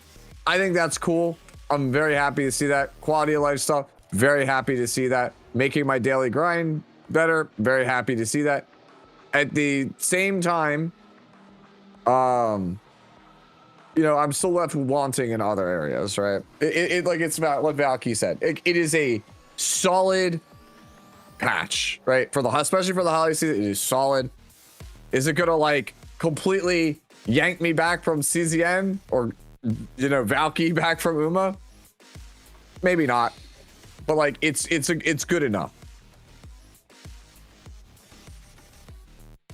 I'm not going anywhere, guys. I like the game. Yeah, I mean, Oh, no, I'm gonna be going playing the game. I anywhere. like the game. I'm not I going think- anywhere either, bro. I'm not going anywhere. In fact, I'm not even here. I just Yep. don't agree with some of the balancing philosophies of the game. I've been very, very vocal about that. That's pretty much my biggest hang up. We talk about that ad nauseum, like, yeah. Yeah. I'm sure chat already hears enough about it. Every time I play against a Ruel picker in the preseason, people think I'm having a crash out. Like, no, man, I'm just frustrated. Yeah. It's preseason. Live a little bit. You don't have Yeah, to you try live to... a little bit, yeah. Mm-hmm. I What are we legit doing? thought I was going crazy because like I was like crashing out about the state of the game. I was like, is it just me? And then like Tristen shows me the DMs with AB and he's crashing out. And I'm like, thank God it's not just me. There's a sanity check. No, like, it's like, okay, the fact that some people are picking Ruel Setska on like 2 and 3 now just shows you how much people think that's a winning strategy. And if you think picking Ruel Setska means you get to win the game, period, like, Yeah. man, you're just God's favorite son. I don't know what else to say, man. Come back to Earth, why won't you? Oh no, I've always felt Ruel's Dude, a they good made that 4 shit or look so 5. shiny, man. Fuck. I lost So my thought good. train. Every time I see that, I lose So my train good. of thought. Best damn motorcycle in the game, right, guys? I know, Wait, there's a that motorcycle? Yeah, there's a- Every time I see a new thing about this fucking design, that's crazy. to be fair, I never noticed the motorcycle either. I've always been staring at it. Yeah, I'm just sitting here thinking about like Divine may have seen it because he's he consumes a lot of FGC content like me. There's just been this trend over the last week. SNK added Chun-Li as a guest character to Fatal Fury City of the Wolves, and every content creator has like there's like a reaction compilation of them just like talking, and in mid-sentence they notice the shelf that is Chun-Li's backside, and that's it. Like their sentence just trails off while they're talking to chat, and then they try to fumble the recovery. I've seen like at least like 15 clips of that. I've even seen Amiru, right? Like the streamer Amiru, like fumble it talking about that. I was like, damn, we really are out here just this is the meta game for content. Just put a shiny button on screen. All right, guys. Before we wrap it up, I want to talk about a little tournament we've got going on. Everybody in chat right now, !sign up. It'll take you to the stove page where it's going to talk about the Battle of the Alphas. This is a special tournament series that we put together with Smilegate. We're going to be giving away 120,000 Sky Stones to the community. Some of these to viewers, some of these to players, a lot of these to a handful of winners. So we've got 4 high-end streamers, well, 3 and Sue, that are going to be...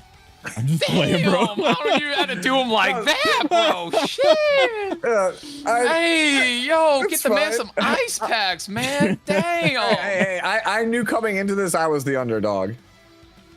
So they're each running tournaments. We got the times up here on the screen for you guys to see. Do the math. If these aren't your time zones, use a time zone calculator. I'm dyslexic as hell, and I will tell you the wrong time. Vic Chun's tourney is first, followed the next day by Ace Trainer's tourney. That's this weekend, guys. It's coming up fast. Sue's tournament will be next weekend, and Xander's will be the weekend before Christmas. Everybody that competes in these tournaments can win Sky Stones. There's no limitation on these Sky Stones. He's December 5th because he's in he's on China time, so it's December 6th where he is at. This is Vic Chun time, right? So each of these streamers gets 10,000 Sky Stones to use as they see fit. Some are dumping them all into their prize pools. Some are giving them away to some viewers. But so you definitely want to, even if you're not combating in it, you want to jump in and check out and be a part of the stream. There is no reason you can't fight in multiple terms. Even if you win Vic Chun's tournament and you're chosen to go with him to the main event, you can still enter Ace, Sue, and Xander's tournament. Try to win more, scrape some more Sky Stones off those guys.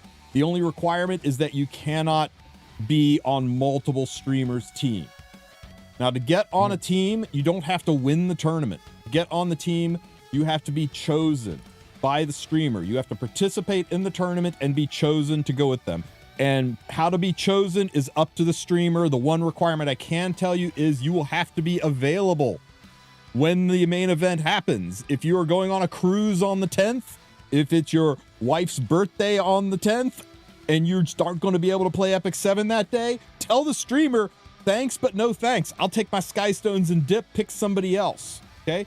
But how they choose from the tournament is up to them.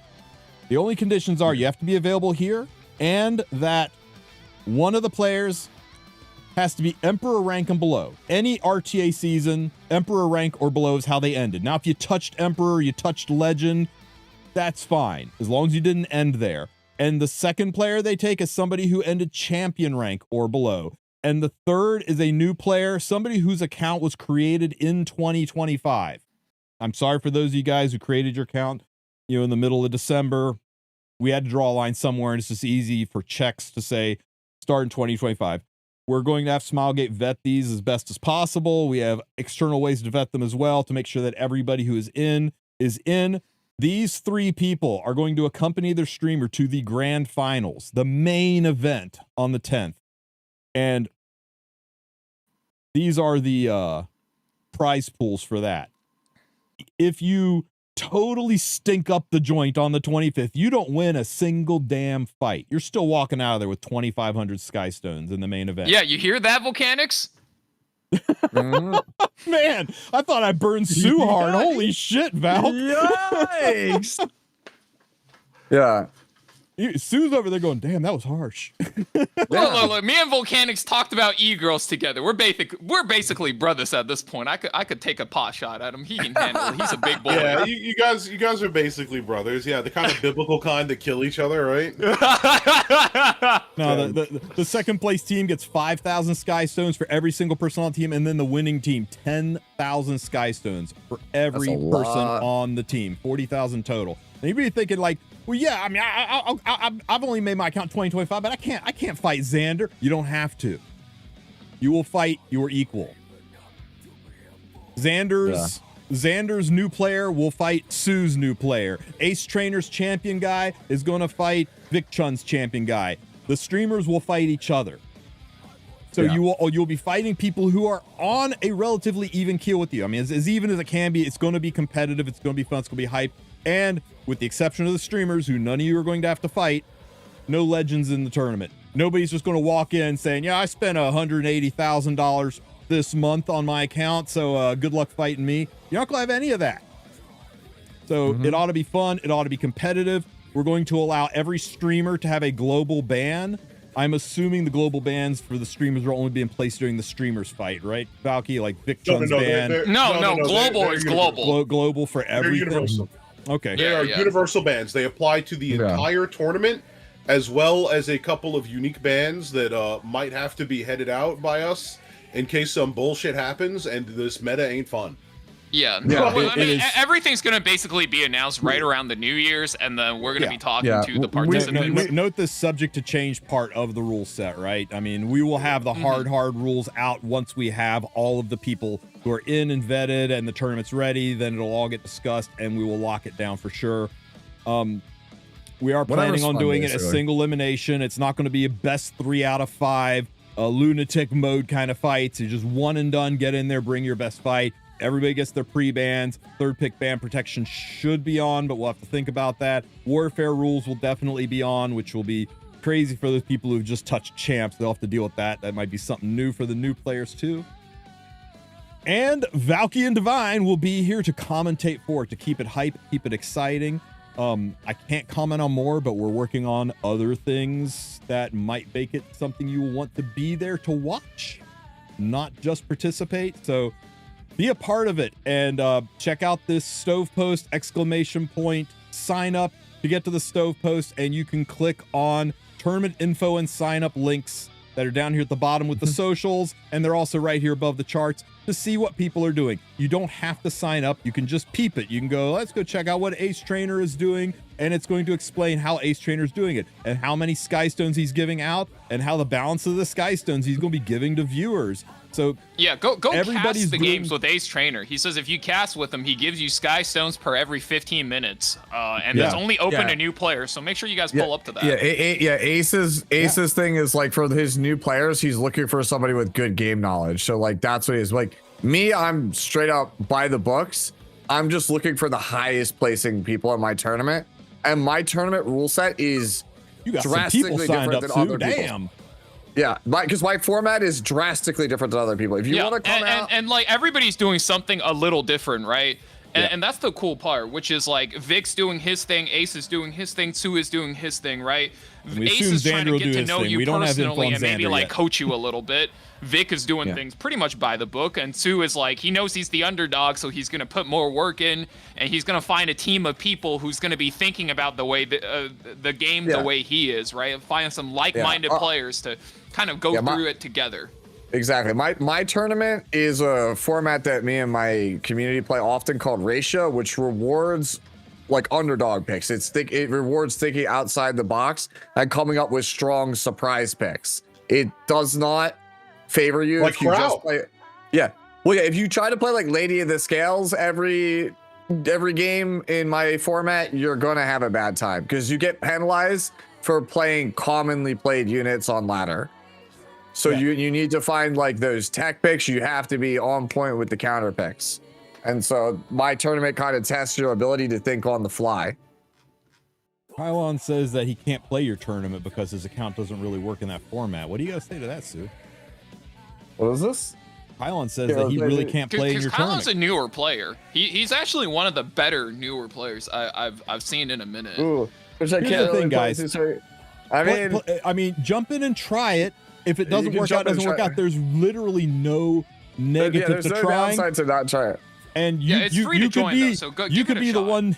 You could be the one new player that Sue really wants to take with him to the finals, and bam, 2,500 Skystones in your pocket. There's no negative to take a swing at it. Or, So or get in there, have 10,000. Or fun. 10,000. Or 10,000. Yeah, exactly. Yeah. Yeah, and Yeah, don't I mean, think like, if you like, again, like we talked about, like, all of these streamers will also have backup choices. Like, you could play, and I could have you as my backup potentially, right?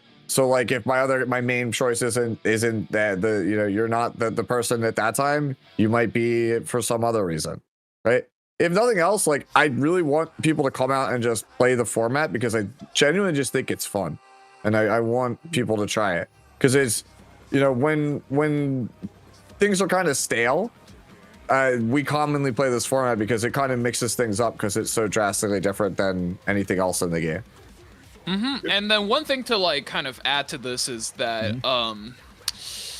previous years, we had the old community managers, and they gave us the content creator battles. This is basically like our own spin on it because the CMs are, they're no longer here, so we have to do something, which is how Tristen got this opportunity. So if you were here for those formats and you were like, wow, that's cool, but only content creators can join, I wish I could join. This be your one good opportunity to get in, make a name for yourself and get some Skystones. the better that this is, the more attended it is, the more excited you are about it, the more recommendations that you give to us, the more likely this is going to be an ongoing thing. Maybe next year it's not just going to be the 4 of us. Maybe they'll do 8 streamers. Maybe we'll rotate it. They want to do more community-driven events. Now that we've got a more stable creator team, they bootstrap that back up. They want this to be a success, and I think we've got the right people for the job and the right communities to make it happen. So jump in and be a part of it. And for the handful of you that are like, oh, I'm nervous though. What if Sue picks me and I don't know how to play the way he's going to want me to play? Guys, all of these people are going to be selected by Christmas. The tournament is not until the 10th. That entire time, you're going to be getting one-on-one coaching from your streamers. They're going to be teaching you and training you, giving you advice, helping you build your units. Stuff people usually pay hundreds of dollars to have that level of coaching done on their side. They're going to be there to help you out and get your stuff up and running. You're not going to be thrown to the wolves. You're going to be coddled and trained, because you know what Xander wants? Xander wants 10,000 Skystones for him and his buddies. Just as much as Sue wants 10,000 Skystones for him and his buddies. Yes, it's a fun exhibition tournament, but there is some stuff on the line. So they're going to make sure that you're up and running and bringing your best game forward. I'm ready to shit the bed. Put me in, coach. Guys, check it out. That's exactly it. Pin the stove post, favorite it. I don't give a hell, but check back to it. We're going to be updating it as more information comes in. Check the streamers sign up pages. That chatter set just reminded me of the time I had to fucking drag Connor's dead body to the goddamn final, man. That was not it, bro. Holy shit, man. Oh, shit. I remember watching it the whole time. Oh my god. That was the most I'm ready to shit the bed. Put me in, coach.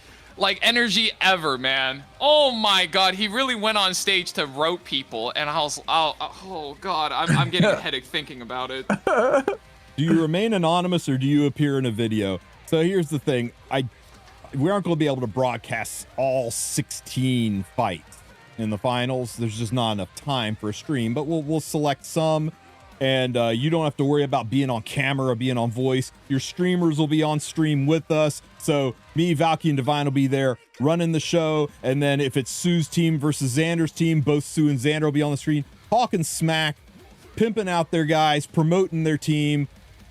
We're gonna make a good time Hey, of it. yo. Nobody's gonna be Okay. embarrassed by it, and all you have to do is say, please do not make my match one of the ones that you show live on stream, and we'll do our best to accommodate you. We're not here to embarrass anybody or make anybody feel awkward. We're here to have a good time and throw some hands. Yeah. It's meant to be fun. Like, it's not like, even if you could like just completely, like, for lack of a better word, if you completely should, it's fine. Like, it's meant to be fun. It's meant to be a learning experience. Like, I'm not gonna bite your head off if you're on my team and you don't win your match. It's just how it is. It's an exhibition tournament, guys. It's a fun tournament, lots of prizes. Nobody's gonna be like measuring their EP or walking around the frame or talking about how good they are because they ended Hall of Fame in this shit, right? This is a good, fun tournament for the holidays. Oh yeah. Wait, unless you're that one guy from Channel 1 who's like, you don't talk to me this way. I am an Emperor rank player, I'll have you know. If you know that reference. Bro, I got a closet full of those frames. Calm down, bro. Like, it ain't that serious. Mommy said I'm special.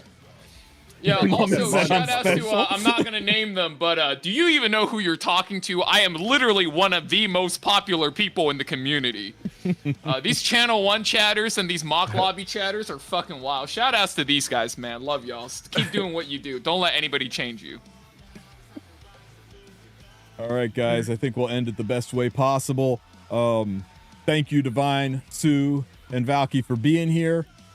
If you guys have any questions about the tournaments, please click on the names in the description of the video or check out that sign up site and follow those streamers and ask them questions. Ping them about their tournaments, asking them what they're offering, what you need to do to succeed in it, and then get in and be a part of the hype. I'm looking forward to seeing you guys there on Friday. I think on Friday. Am I going to be awake for that tournament? I think first one's definitely on Yeah, Friday, I'll be there. I'll be there. For I'll most of probably it. immediately day Not all after of his it, but ace most of it. trainers. Yeah, we'll probably on my end of things for Friday, we'll do like a fix it, flex it Friday, and then I'll raid everybody into Vic for his tournament so that way we can all watch it together. Yeah. If you don't want to be an athlete, that's fine. Be an athletic supporter. Show up in the chat and be there for the tournament. Maybe you win some stuff on the side anyway. All right, guys. I want to thank you all for being here. Chat, thank you guys for being the best chat out there.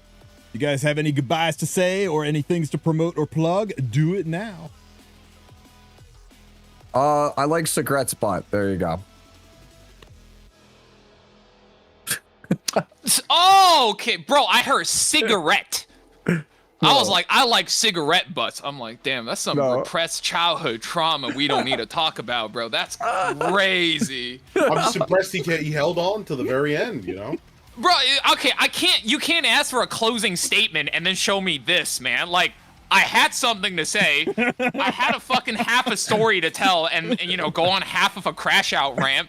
I just lost my train of thought again, and maybe I'll have to go offline now and just go find myself. Get lost in that ass again. Oh my god. Oh, Divine, no, wrap it up while I find realsies, somebody to raid us off to. Yeah, no, but for realsies, come out, support the, you know, Vic, Xander, Ace, come play my ratio tournament. It'll be a lot of fun. Vic Chun's tournament is first, so let's all go say hi to Mr. Vic Chun. Hello, Vicky. Hello, Icky Vicky. Oh my god, I was about to say Icky Vicky. There you go.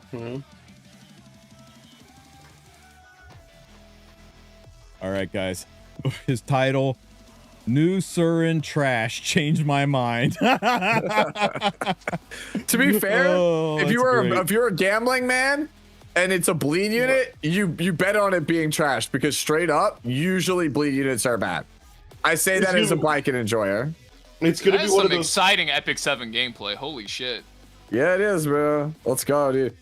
Ask him about his tournament. You only got a couple days to sign up for it. Go get it. Watching him, I have not played League since season 5. Watching Vic the other day play this was tilting to me. I was like, bro, why are you not buying wards? He's like, because chat told me not to. I'm like, what?